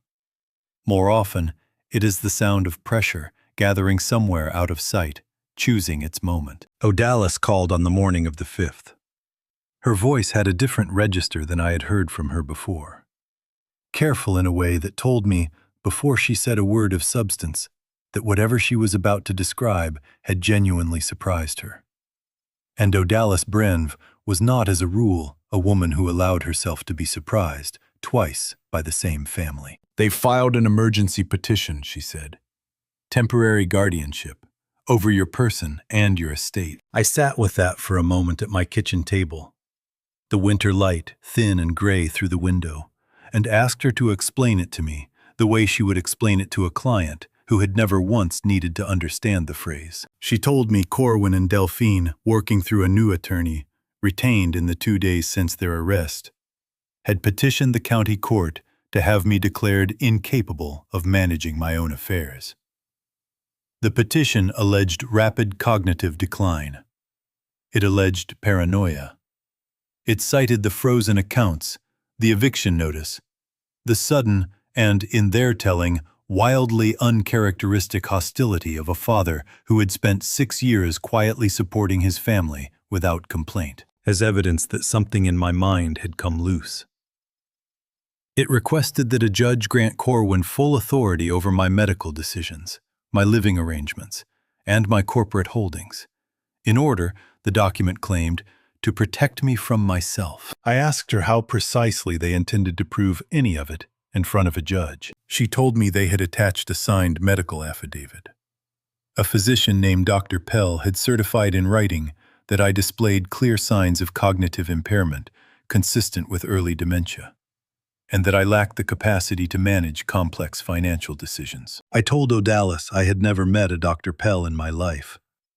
I had not seen a physician for anything beyond a routine annual exam in over a decade, and certainly never for anything resembling a psychiatric or cognitive evaluation. "I believe you," she said, "which is exactly the problem I need you to help me solve before Tuesday." She explained what her investigator had already uncovered, working faster than I would have thought possible in 2 days. Dr. Pell ran a boutique wellness practice that catered largely to members of the same country club Delphine had spent years cultivating with money that was never hers. He was known in certain circles for a flexible relationship with documentation, the kind of physician who signed things for people who paid well and asked few follow-up questions. Delphine had approached him not as a patient's family member seeking a genuine evaluation, but as a woman who had already decided what the paperwork needed to say, and had simply gone looking for someone willing to say it. I thought, sitting there with the phone against my ear, of the video I had found weeks before on Delphine's account, the soft, rehearsed sorrow in her voice as she told her small audience how tiring it was to care for her husband's poor, confused father. I understood now, with a clarity that arrived cold and complete, that the video had not been a passing cruelty or an idle exaggeration for sympathy. It had been the first draft of exactly this document. She had been building the character of a confused old man for well over a year, long before Christmas Eve, long before any of this began. Because some part of her had always known that a story this convenient does not construct itself overnight. You have to lay the groundwork early, the way you prime a wall before you paint it, so that by the time the finished lie arrives, everyone around it already half believes the color. "How does a judge treat something like this?" I asked her. "That depends entirely on what we bring into the room to answer it," she said. "A fabricated affidavit from a doctor who's never examined you is dangerous precisely because nobody expects an elderly man to have the resources or the presence of mind to refute it quickly. That's the whole design of the play. They're not trying to convince a judge you're incompetent. They're trying to convince a judge you're too incompetent to mount a real defense before they can seize control of the accounts." I sat with the shape of that for a long moment. There was, I will admit, a version of that morning in which the accusation itself frightened me more than I wanted to say aloud. Not because I doubted my own mind, but because I understood, in a distant and uncomfortable way, precisely how these things could spiral once they were set in motion. I have watched enough instruments deteriorate to know that decline, when it comes, rarely announces itself honestly to the person experiencing it. A pipe going flat does not know it is going flat. It simply sounds to itself exactly as it always has.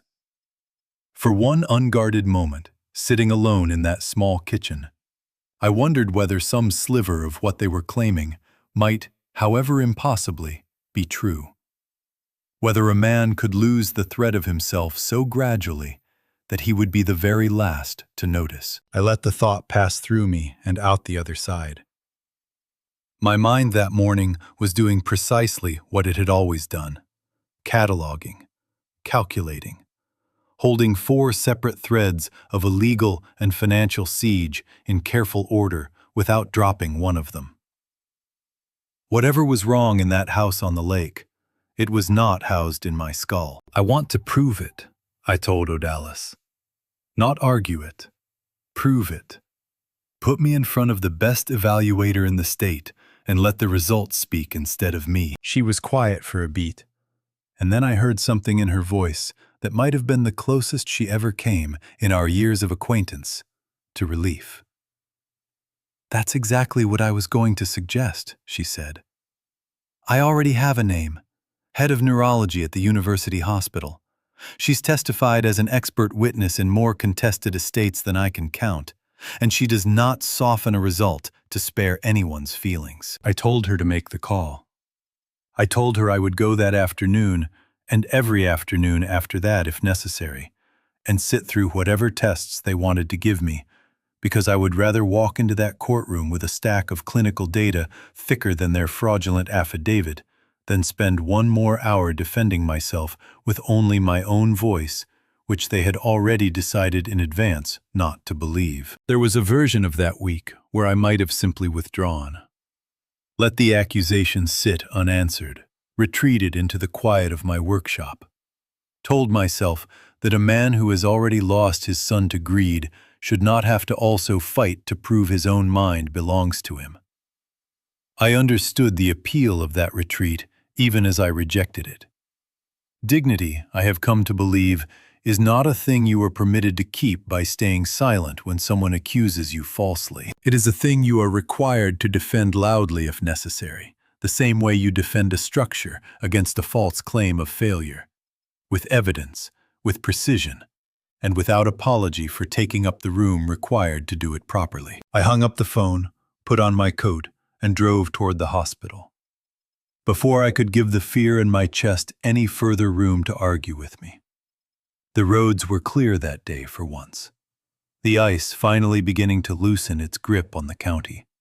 And I remember thinking absurdly that even the weather seemed to have decided which side of this it wanted to be on. The evaluation took just over 4 hours. I had expected going in something closer to a conversation. What I received instead was a rigorous, almost relentless sequence of tests administered by a neurologist named Dr. Aravind, a small, precise woman who did not soften her instructions for my age, and did not, I noticed with some satisfaction, offer me a single unearned compliment along the way. She gave me spatial reasoning puzzles that required me to rotate shapes I could not physically touch, holding them instead in the working space of my own mind. The same space I have used for 40 years to imagine how a rank of pipes would speak before I ever cut the first one. She gave me sequences of numbers to repeat, backward, then forward, then in an order she specified only once and did not repeat. She asked me detailed questions about my own financial history, dates of investments, structures of corporate entities. Figures I answered without hesitation, because I have never once in my life kept a ledger I did not intend to remember. Near the end, she asked me to draw a clock face from memory and mark a specific time on it. I drew it the way I have drawn hundreds of technical schematics, evenly spaced, proportionate, exact.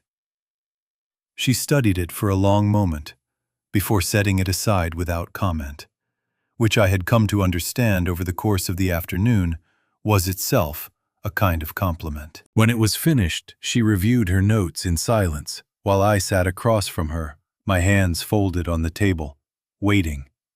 The way I wait for a chord to settle after the last key is released.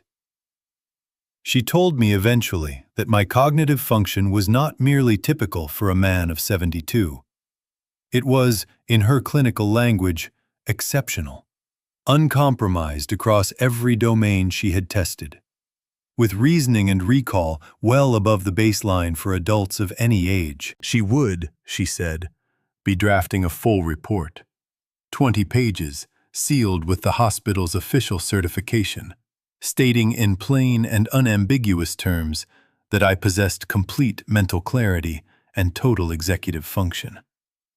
She told me she had reviewed the opposing affidavit Odalis had forwarded ahead of the appointment, and that in her professional opinion, no licensed physician could have produced it after an actual examination. She did not elaborate further.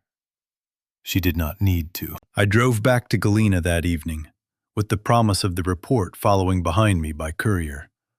And I did not go straight home. I want to describe as honestly as I am able what happened instead, because it is the part of that week I have told almost no one, not even Odalis.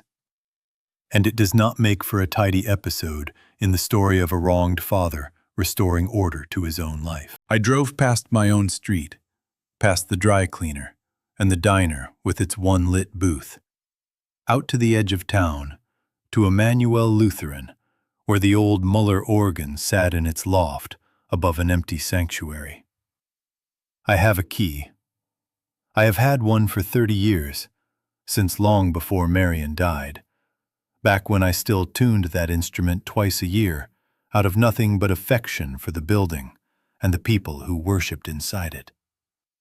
I let myself in through the side door, climbed the narrow stairs in the dark without turning on a single light, and sat down on the bench in front of the console. Marion used to play here on the mornings I came to work, humming along under her breath, testing whichever hymn was scheduled for the following Sunday, while I lay beneath the wind chest with a flashlight in my teeth.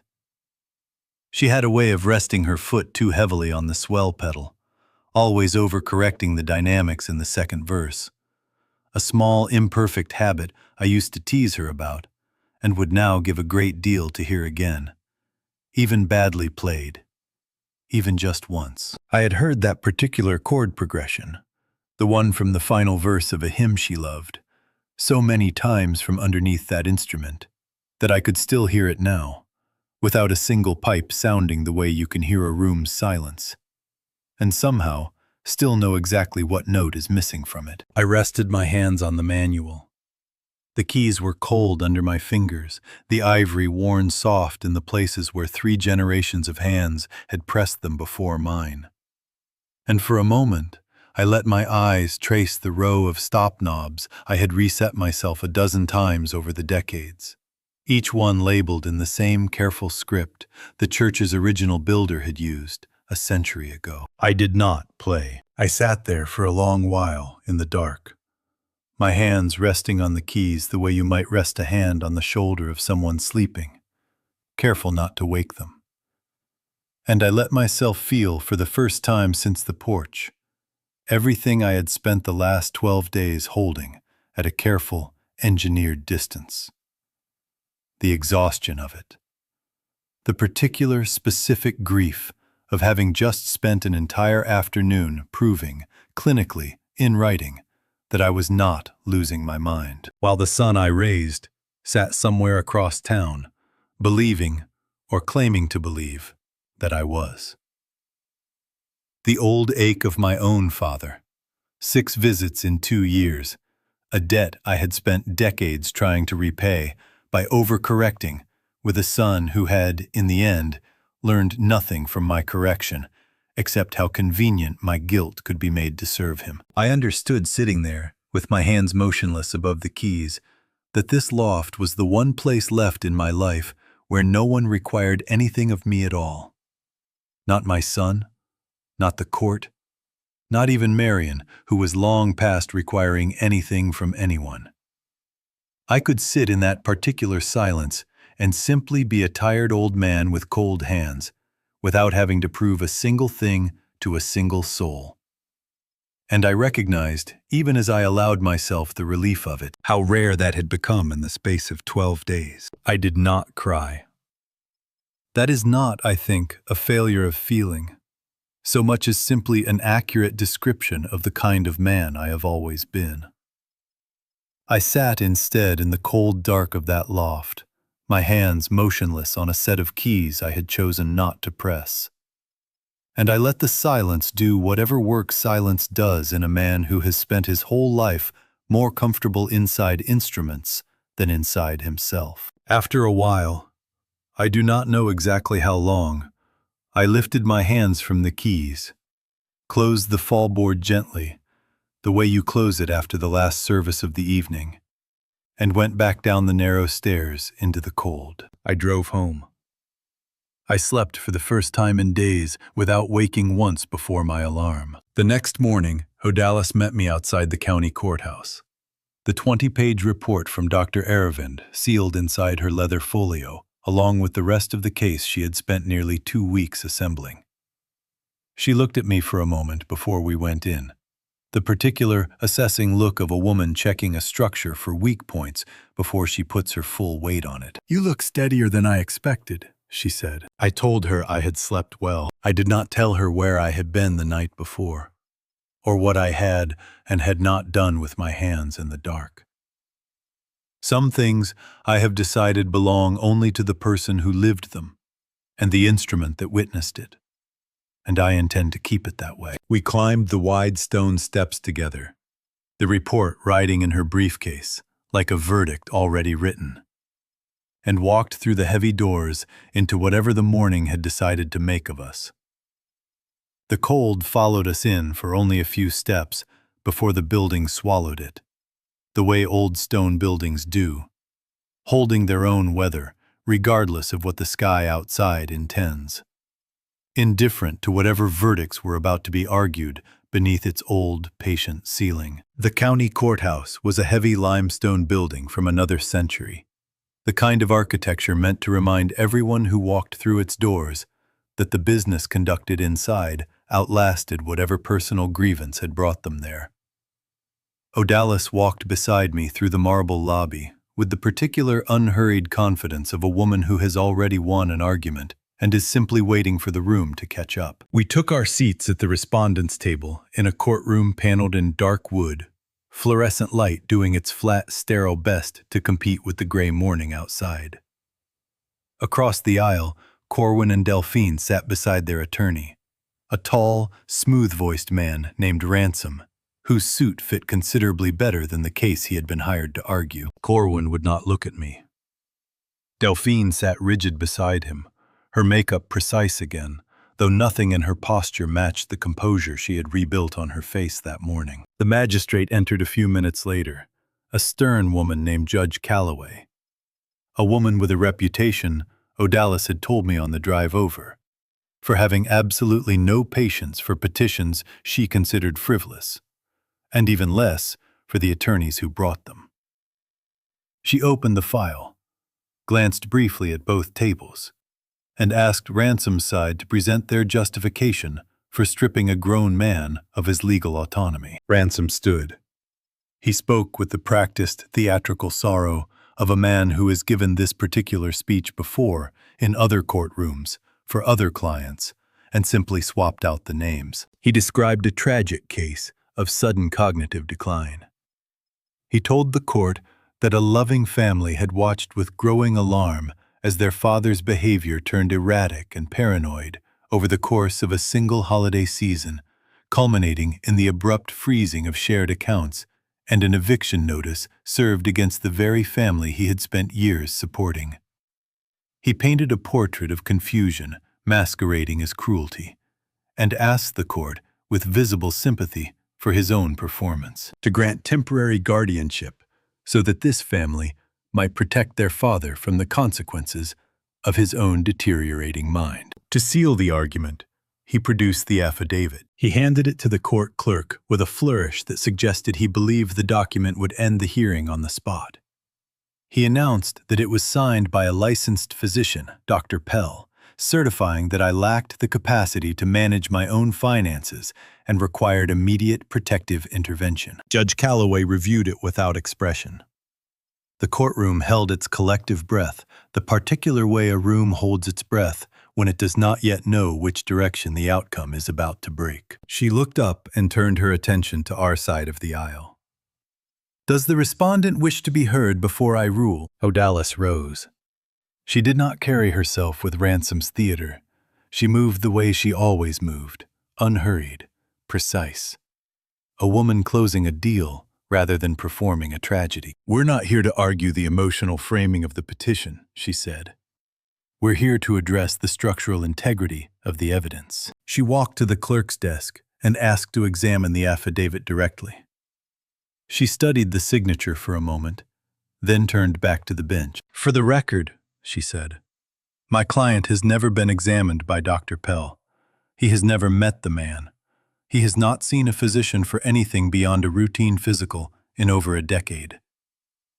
She asked the judge to note the date stamped on the affidavit. It had been signed exactly 12 hours after my client served the legal notice of eviction on the petitioners for defaulting on a rental agreement they had until that week believed was a mortgage they owned. Ransom shot to his feet, his composure cracking for the first time that morning. He objected that the assessment had been conducted through extensive family consultation, that the timing was coincidental, that the court was being asked to disregard a licensed physician's professional judgment on the word of opposing counsel alone. Odalis let him finish. Then she reached into her leather folio and produced a thick-bound document bearing the official seal of the State University Hospital. She approached the bench and handed it directly to the judge. She explained that 48 hours earlier I had undergone a comprehensive cognitive and psychiatric evaluation, conducted not by a boutique wellness physician with a flexible relationship to documentation, but by the head of neurology at the state's leading research hospital. A woman who had testified as an expert witness in more contested estates than either side of this courtroom could likely count. Judge Calloway opened the folder. The room went silent in a way that felt almost physical, a held pressure waiting for release. She read for what felt like a long time, though it could not have been more than a few minutes. When she looked up, her expression had not changed, but something in the set of her shoulders had. The report certified flawless spatial reasoning. It certified exceptional memory recall. It stated, in language that left no room for interpretation, that I possessed complete mental clarity and executive function well above the baseline for any age. The judge lowered the file and looked directly at Ransom. "Counselor," she said, "explain to me how your client secured a diagnosis of dementia from a physician who never examined the patient, while the state's leading neurologist simultaneously certifies him as cognitively exceptional." Ransom's polish evaporated. He stammered something about acting in good faith about behavioral changes his clients had witnessed, about the eviction notice having caused genuine, if perhaps misdirected, concern. The judge cut him off before he finished the sentence. "This is not a filing born of concern," she said, her voice carrying easily to every corner of the room. "The timing alone tells me exactly what it is. Your client's access to funds was frozen. Their tenancy was terminated. And within 12 hours, a fabricated medical opinion appeared conveniently positioned to strip the man who terminated that tenancy of his legal capacity to enforce it." She paused, letting the silence do the work silence does best in a courtroom. "That is not a family protecting a vulnerable father. That is retaliation, dressed up as concern, submitted under oath."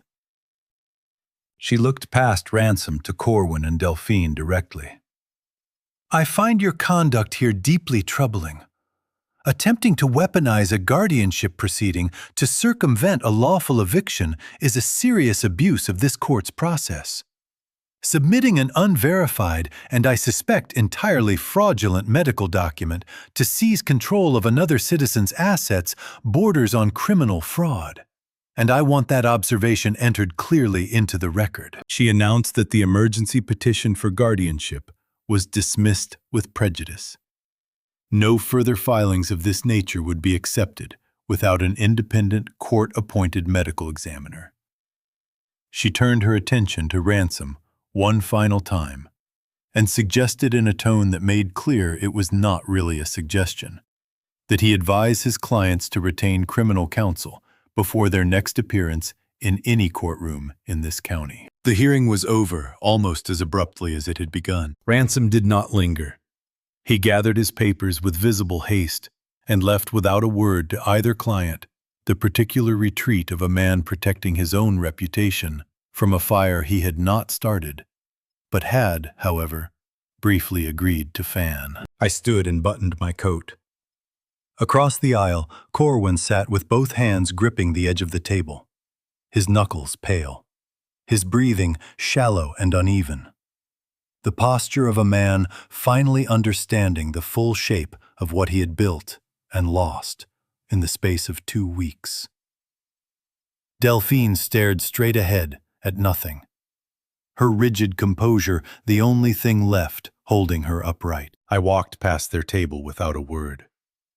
There was nothing left to say that the morning had not already said far more precisely than I could have. Odalis packed her folio with slow, deliberate movements outside in the hallway, unbothered, entirely satisfied. She reminded me, as we walked back down the wide marble steps into the cold, that the guardianship petition had been the last legal maneuver available to them.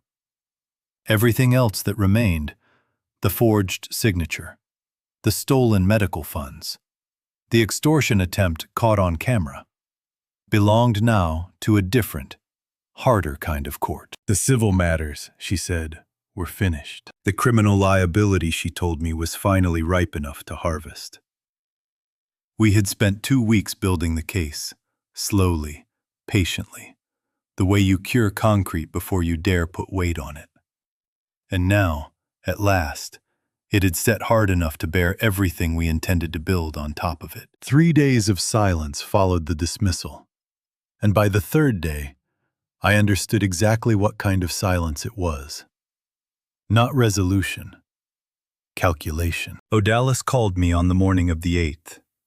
Corwin had reached out to her office directly, she said, requesting a meeting to discuss what he called a settlement, one that would, in his words, resolve the financial disputes without requiring anyone to admit to criminal wrongdoing.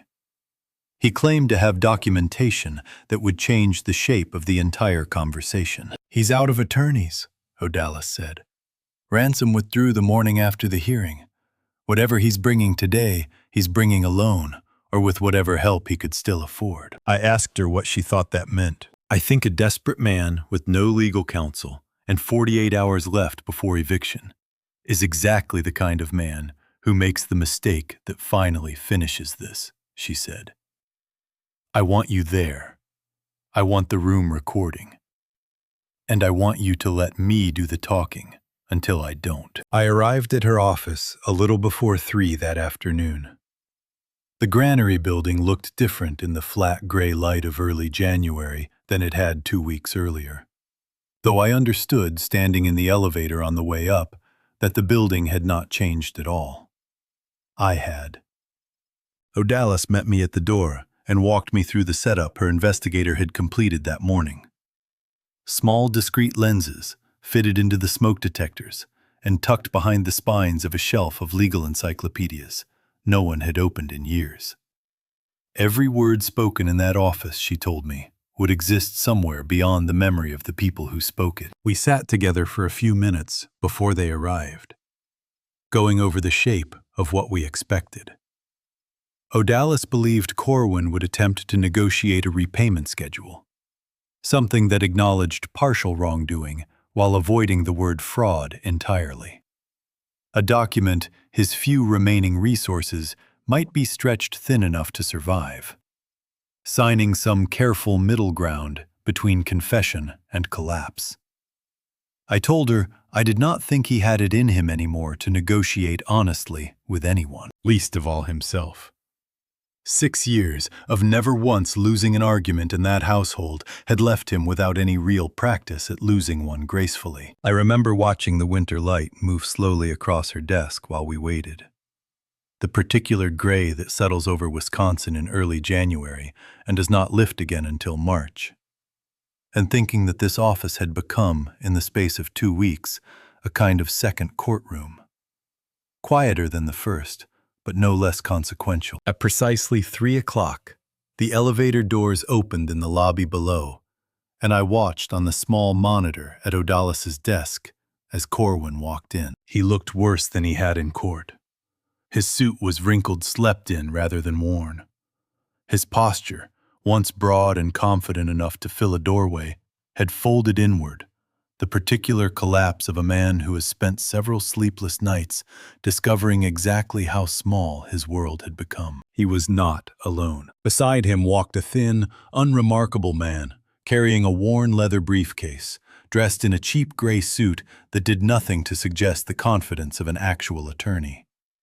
He kept his eyes down as they crossed the lobby, the particular posture of someone who has learned through long practice not to be looked at too closely. A man built for the margins of a room rather than its center. The kind of presence you would forget within minutes of leaving his company. Odalis led them both into her corner office and closed the door. I sat across the mahogany desk from my son for the second time in as many weeks, though this version of him bore almost no resemblance to the man who had once handed me a glass of my own scotch and called it generosity. His hands, I noticed, would not entirely stay still, fidgeting at the edge of his sleeve, and I understood that whatever conviction had carried him through the door had already begun leaking out of him under the weight of the room. He would not meet my eyes. He stared instead at Odalis and told her in a voice stripped of its old command that he was rejecting the settlement offer she had drafted the week before. Odalis asked him evenly how exactly he intended to stop the eviction and resolve a $45,000 fraud investigation without signing anything. Corwin's mouth twitched into something that wanted to be his old smirk and did not quite manage it. He said there was no fraud because there had never been fraud in the first place. He claimed I had voluntarily granted him full financial authority over my accounts more than a year ago, and that he had the documentation to prove it. He turned to the thin man beside him and introduced him as an independent notary and financial auditor. He gave a first name I did not catch and a surname I did. Holbrook. I felt the word land somewhere behind my ribs, a small, precise click, the sound a tumbler makes when a lock finally accepts the correct key. I did not react outwardly. I have spent a lifetime learning not to let my face announce what my mind has just understood. And I sat perfectly still while a slip of bank stationery, folded for weeks in the pocket of a coat I was not even wearing that day, arranged itself instantly in my memory. $400. On the 15th of most months, for the better part of a year, routed out of my dead wife's medical fund to a name that had meant nothing to me the first time I read it, jotted down in a driftless savings back office, and carried home like an unsolved measurement, a note left waiting for the rest of the instrument to arrive and complete the chord. It meant a great deal now. I thought, sitting there with my hands folded on Odalis' desk, of every month that $400 had left Marion's account, while I stood at a bank counter reading about a yacht club and a leasing office, and believing for a while that I had already found the full shape of what had been taken from her. I had not. There had been a second thread running beneath the first the entire time, patient, quieter, waiting for exactly this afternoon to surface. I glanced at Odalis, wondering if she had caught the name as well, and saw nothing in her expression to suggest it, which meant I understood that whatever recognition had just passed through the room had passed through me alone, and that I would need to choose in the next few minutes exactly how to spend it. Holbrook did not look at me directly. He kept his eyes on the briefcase in his lap, on the edge of the desk. on anything that was not a face. And I found myself studying him the way I once studied a suspect joint, before deciding whether it would hold weight or simply give way the moment pressure was applied. There was something rehearsed in his stillness. A man who had learned to make himself small enough that rooms forgot to ask him questions. He opened his briefcase and produced a single sheet of heavy paper, sliding it across O'Dallas's desk without a word. It was a general power of attorney, dated 14 months earlier, granting Corwin full authority over my banking, my credit, and my corporate holdings, citing my declining health as the reason for the transfer. At the bottom sat a signature. The same wide, uneven loops, the same inconsistent pressure, the same clumsy imitation of a hand I have used, precisely and without variation, for over 40 years. Beside the forged signature sat a blue notary seal bearing Holbrook's name, certifying that he had personally witnessed me sign the document on that exact date. O'Dallas examined it without expression and turned to Holbrook directly. "Are you a licensed notary in this state?" He said that he was his voice thin and practiced a man reciting a line he had rehearsed, rather than one he believed. "And you're stating for the record that you were physically present 14 months ago and personally witnessed my client sign this document." Holbrook glanced at Corwin, received the smallest, most desperate of nods, and turned back. He said yes. He said he had verified my identification himself. He said the signing had taken place without incident, in a quiet office, no witnesses beyond the two of them, entirely routine. The room went very quiet. I leaned forward, and for the first time since they had entered, I spoke. 14 months ago, I said. On that exact date, I was not in this state at all. And I intend to tell you exactly where I was. 14 months ago on that date, I said, I was 300 miles from here on a scaffold, 40 feet above the floor of a cathedral in Ohio, restoring the great organ at St. Aurelius. I was there for 11 days.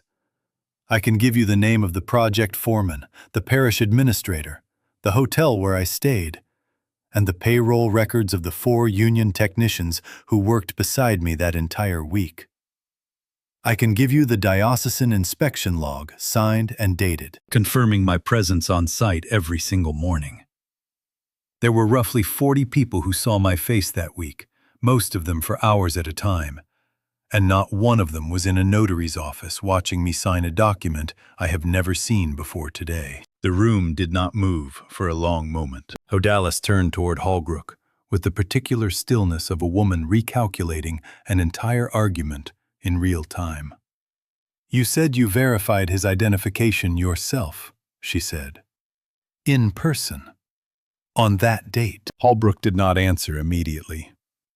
Something in his posture had changed since the paper first crossed the desk. A stillness that no longer read as timidity, but as something closer to calculation.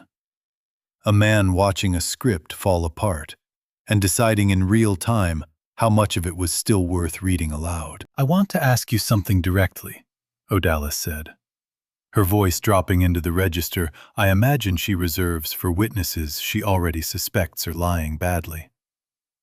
How long have you known Corwin Thornberry? Holbrook's eyes flicked just once toward the door. Answer the question, O'Dallas said. About a year, he said finally. And something in the flatness of his own voice seemed to surprise him, as though he had not intended to answer so plainly. I watched Corwin's face shift beside him. Confusion beginning to bloom under the panic.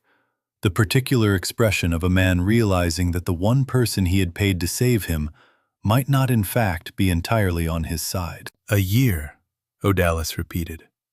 And in that year, how many documents have you notarized for this family? Holbrook's jaw tightened. I'd have to check my records. You don't need to check anything, O'Dallas said. You've kept every one of them, haven't you? That's the entire point of a paper trail. Holbrook did not answer that. His silence answered it for him. O'Dallas pressed further. She asked Holbrook whether he was aware of the penalties for forging a legal instrument to conceal bank fraud.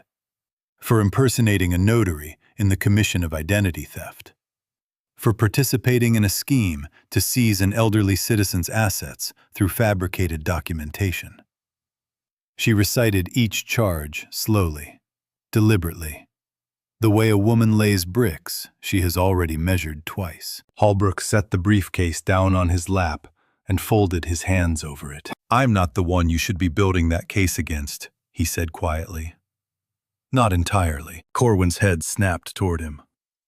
What is that supposed to mean? Holbrook did not look at Corwin. He looked instead at Odalis, and then briefly at me, and something in his expression shifted into an entirely different register. Tired rather than furtive. A man setting down a weight he had been carrying for longer than a single afternoon. "I was picked up 8 months ago," he said, "forging property deeds on the east side of the state. I had a choice between a very long sentence and cooperating with the Financial Crimes Task Force while they built cases against the people who hired men like me." He glanced at Corwin. "You reached out through a contractor you'd used before, off the books for the remodeling on your patio. He gave you my number the way people like him give out numbers quietly, as a favor. You had no idea I'd already been wearing a wire for 4 months by the time you called." The silence that followed was total. I heard distantly the hum of the building's heating system, the small tick of a radiator somewhere behind the bookshelf.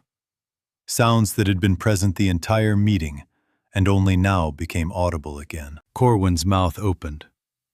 No sound came out of it for a long moment. "You're lying," he said finally, though his voice had already lost the conviction required to make anyone believe it, including, I suspected, himself. Holbrook reached into his jacket and produced a slim badge wallet, flipping it open on the desk between us. "State Financial Crimes Division," he explained in the same flat, tired voice that every session he had conducted with Corwin over the past year. The backdated documents, the falsified notary seals, all of it had been recorded and logged. Building a case, not against me, but against the network Corwin had unknowingly walked into the middle of. The $50,000 Corwin had paid him for today's forged power of attorney, wired directly from the fraudulent credit line opened in my name, had crossed state banking lines electronically. That single transaction, Holbrook said, was the piece his supervisors had been waiting for. It moved the entire matter from state fraud into federal wire fraud, a different tier of consequence entirely. I understood hearing it laid out that plainly, that the $400 a month draining quietly from Marion's account for the better part of a year had never simply vanished into a stranger's pocket. It had been paying, however unknowingly on my part, for the exact rope Corwin was now standing inside of. I thought briefly of the slip of bank stationery still folded in my coat, the name I had carried for 2 weeks without understanding it, and felt something settle in my chest that was neither triumph nor grief, only the quiet satisfaction of a man watching a long, patient measurement finally prove correct. Corwin came out of his chair so fast it scraped hard against the floor. He lunged not toward Holbrook, but toward the desk, toward the forged power of attorney still lying between us.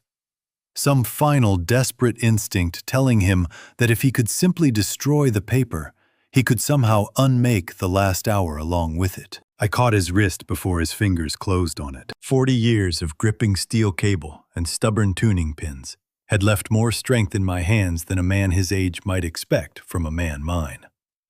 And I held him there, arm locked, his knuckles white against my grip, while he strained uselessly against a hold I had no intention of loosening. "You're only proving the document worth reading twice," I told him quietly.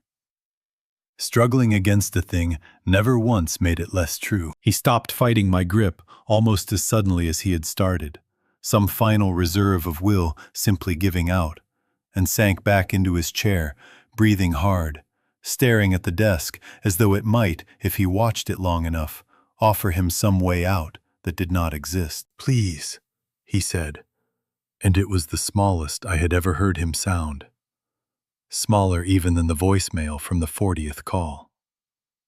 "Please don't let them take me in front of Wren." She doesn't need to see this. I did not answer him. Some sentences, I have found, are best left to sit unanswered in the room where they were spoken, so that the person who said them has to keep hearing them long after everyone else has stopped listening. I thought for a brief and unguarded second of a small wooden organ still sitting somewhere in a house about to be emptied by strangers, and of a little girl who would someday be old enough to ask why her father had gone away. And I understood that whatever answer she eventually received would not be one I could soften for her from this room. Holbrook stood unhurried now, no longer performing timidity for anyone's benefit. He said 2 agents from his division were waiting downstairs, had been waiting since before the meeting began, in case the conversation went precisely the way it had. He said it without pride, the way a man describes a job he has done competently, but taken no pleasure in. Odalis was already dialing. I heard her in the particular clipped tone she used only for matters she considered fully resolved, asking to be connected to the Federal Prosecutor's Office, Financial Crimes Division, and stating plainly that she had a taped confession, a documented fraud scheme, and a cooperating state witness, all sitting in her office at this exact moment, and that she would very much appreciate someone coming to collect all 3 before the afternoon got any later. I released Corwin's wrist. He did not move. He sat with his head down, his shoulders folded inward, a posture I had last seen on him as a boy of 9, caught in some small failure he could not yet see a way out of, except that this failure was neither small nor his alone to survive. I stood, buttoned my coat, and walked to the window. Below, in the gray afternoon light, 2 unmarked sedans sat parked at odd angles near the building's entrance, engines running, exhaust curling white into the cold. The weight of the law, I understood, watching those cars idle in the gathering dusk, had already begun to fall, and it would not stop falling. Not for my son, not for the woman who had once handed me a coaster before I even sat down, until every last brick of what they had built on other people's suffering had been carried away and accounted for. 2 days after the meeting in Odalis's office, the arrests came before sunrise. I was not there to see it. I have pieced the morning together since, from Odalis's account and from the local news broadcast I watched once on the small television in my apartment. And I have found I do not need to have witnessed it directly to understand exactly how it unfolded. Federal wire fraud carries a particular choreography, and I had spent enough of the last 2 weeks learning its rhythms to recognize the shape of it, even secondhand. 3 unmarked vehicles pulled into the wide, circular driveway of the house on the lake, a little after 6 in the morning. A dozen agents in tactical vests crossed the frozen lawn in the gray half-light, while the gated subdivision, still mostly asleep, began to wake to the sound of a battering ram against a front door that had once been closed against me in the cold. Corwin was pulled from bed in his sleepwear. Delphine was walked down the sweeping staircase between 2 agents, her hands cuffed, her composure entirely gone, weeping in front of neighbors who had until that week admired her from a comfortable distance, and would now, I imagine, prefer to forget they ever had. The imported vehicles in the driveway were impounded before noon. The furniture, the artwork, the wide stone patio built with a dying woman's medical fund, all of it was catalogued as proceeds of a federal crime. By early afternoon, the story had reached the local news. A prominent young couple accused of conspiring to have an elderly father declared incompetent in order to seize his assets. And by evening, Delphine had been quietly released from her position at the firm, her partners severing the relationship before the segment had even finished its second airing. Corwin 1 was told was no longer welcome at the club, whose dues had drained his mother's medical fund for 2 years running. Bail was denied. A federal magistrate judged them both a flight risk, citing, among other things, a documented willingness to forge legal instruments and fabricate medical evidence when cornered. They would remain in custody until trial. I felt watching the broadcast that evening, in the quiet of my own apartment, considerably less than I expected to feel. Not triumph. Something closer to the particular emptiness that follows the completion of a long, difficult repair, the moment after the last screw is set, and the instrument finally holds its pitch again, and you realize the silence afterward is not celebration. It is simply the absence of the sound that had been wrong.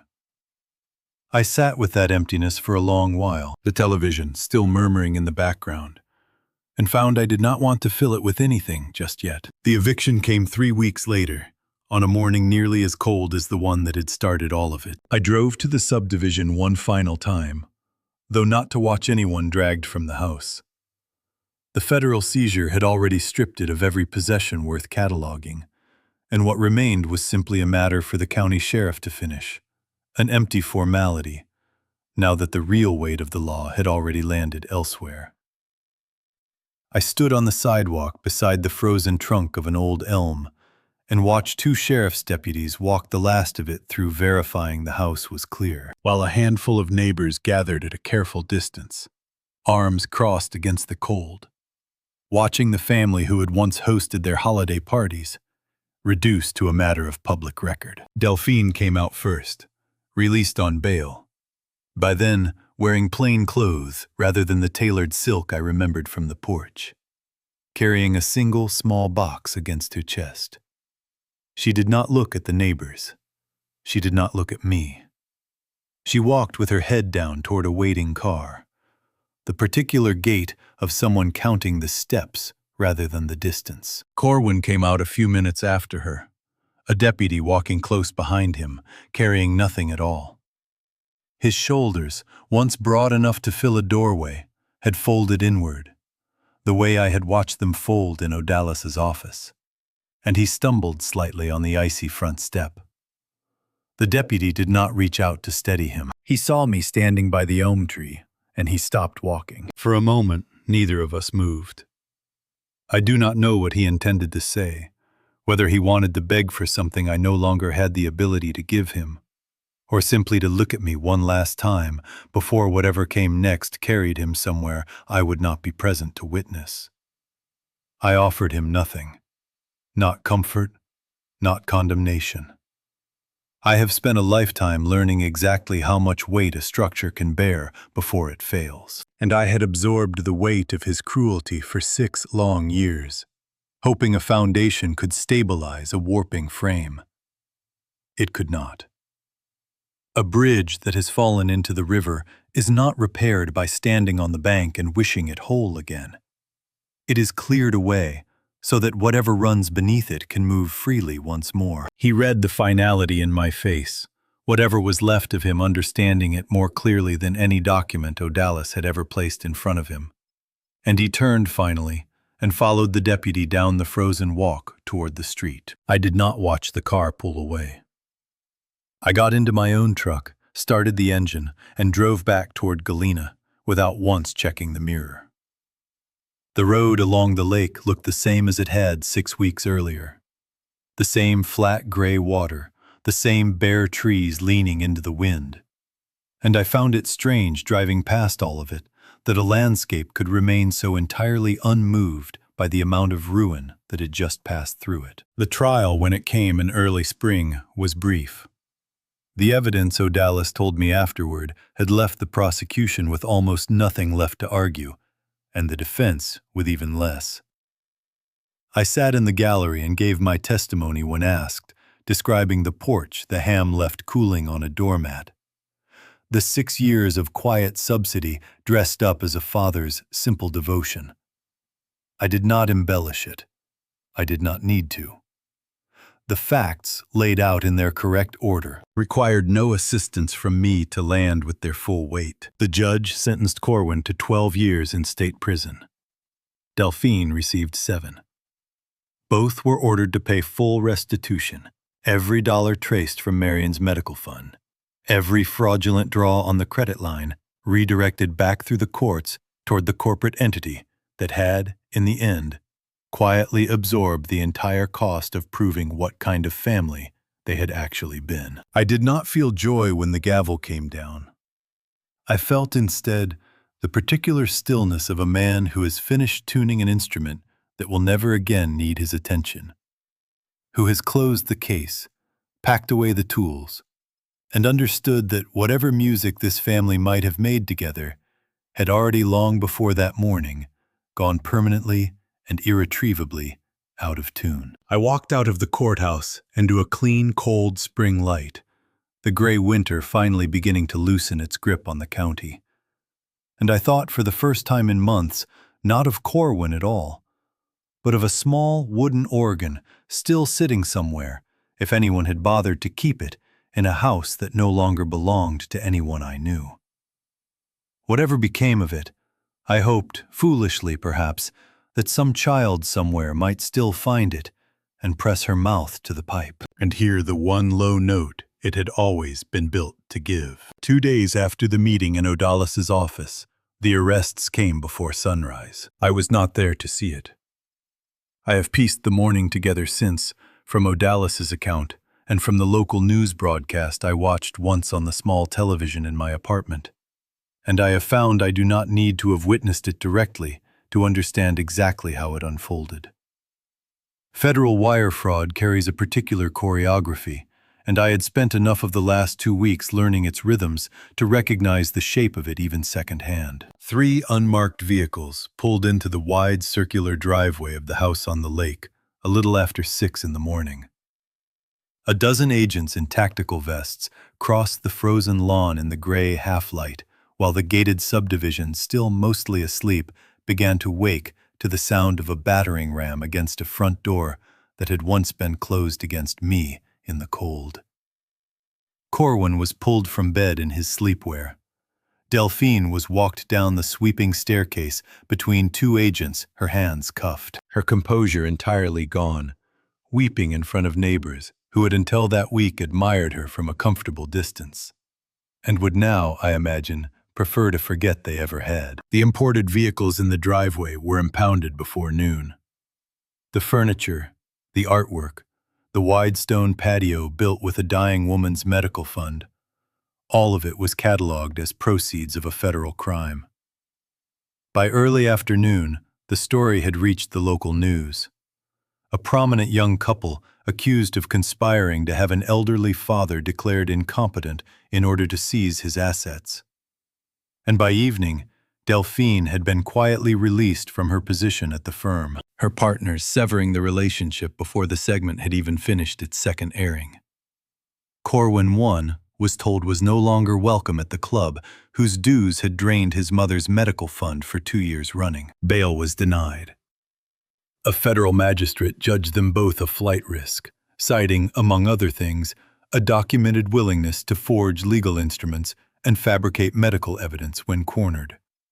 They would remain in custody until trial. I felt watching the broadcast that evening, in the quiet of my own apartment, considerably less than I expected to feel.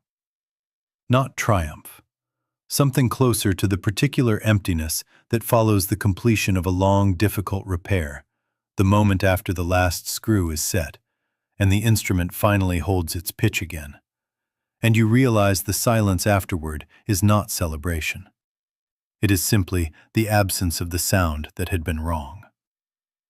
I sat with that emptiness for a long while, the television still murmuring in the background, and found I did not want to fill it with anything just yet. The eviction came 3 weeks later, on a morning nearly as cold as the one that had started all of it. I drove to the subdivision one final time, though not to watch anyone dragged from the house.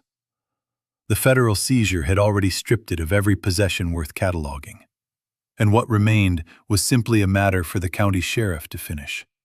An empty formality, now that the real weight of the law had already landed elsewhere. I stood on the sidewalk beside the frozen trunk of an old elm and watched 2 sheriff's deputies walk the last of it through, verifying the house was clear, while a handful of neighbors gathered at a careful distance, arms crossed against the cold, watching the family who had once hosted their holiday parties, reduced to a matter of public record. Delphine came out first, released on bail by then wearing plain clothes rather than the tailored silk I remembered from the porch, carrying a single small box against her chest. She did not look at the neighbors. She did not look at me.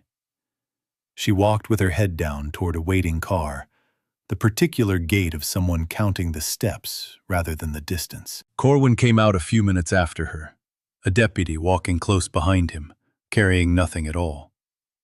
His shoulders, once broad enough to fill a doorway, had folded inward the way I had watched them fold in Odalis's office, and he stumbled slightly on the icy front step. The deputy did not reach out to steady him. He saw me standing by the elm tree, and he stopped walking. For a moment, neither of us moved. I do not know what he intended to say, whether he wanted to beg for something I no longer had the ability to give him, or simply to look at me one last time before whatever came next carried him somewhere I would not be present to witness. I offered him nothing. Not comfort, not condemnation. I have spent a lifetime learning exactly how much weight a structure can bear before it fails, and I had absorbed the weight of his cruelty for 6 long years, hoping a foundation could stabilize a warping frame. It could not. A bridge that has fallen into the river is not repaired by standing on the bank and wishing it whole again. It is cleared away so that whatever runs beneath it can move freely once more. He read the finality in my face. Whatever was left of him, understanding it more clearly than any document Odalis had ever placed in front of him. And he turned finally and followed the deputy down the frozen walk toward the street. I did not watch the car pull away. I got into my own truck, started the engine, and drove back toward Galena without once checking the mirror. The road along the lake looked the same as it had 6 weeks earlier. The same flat gray water, the same bare trees leaning into the wind. And I found it strange, driving past all of it, that a landscape could remain so entirely unmoved by the amount of ruin that had just passed through it. The trial, when it came in early spring, was brief. The evidence Odalis told me afterward had left the prosecution with almost nothing left to argue, and the defense with even less.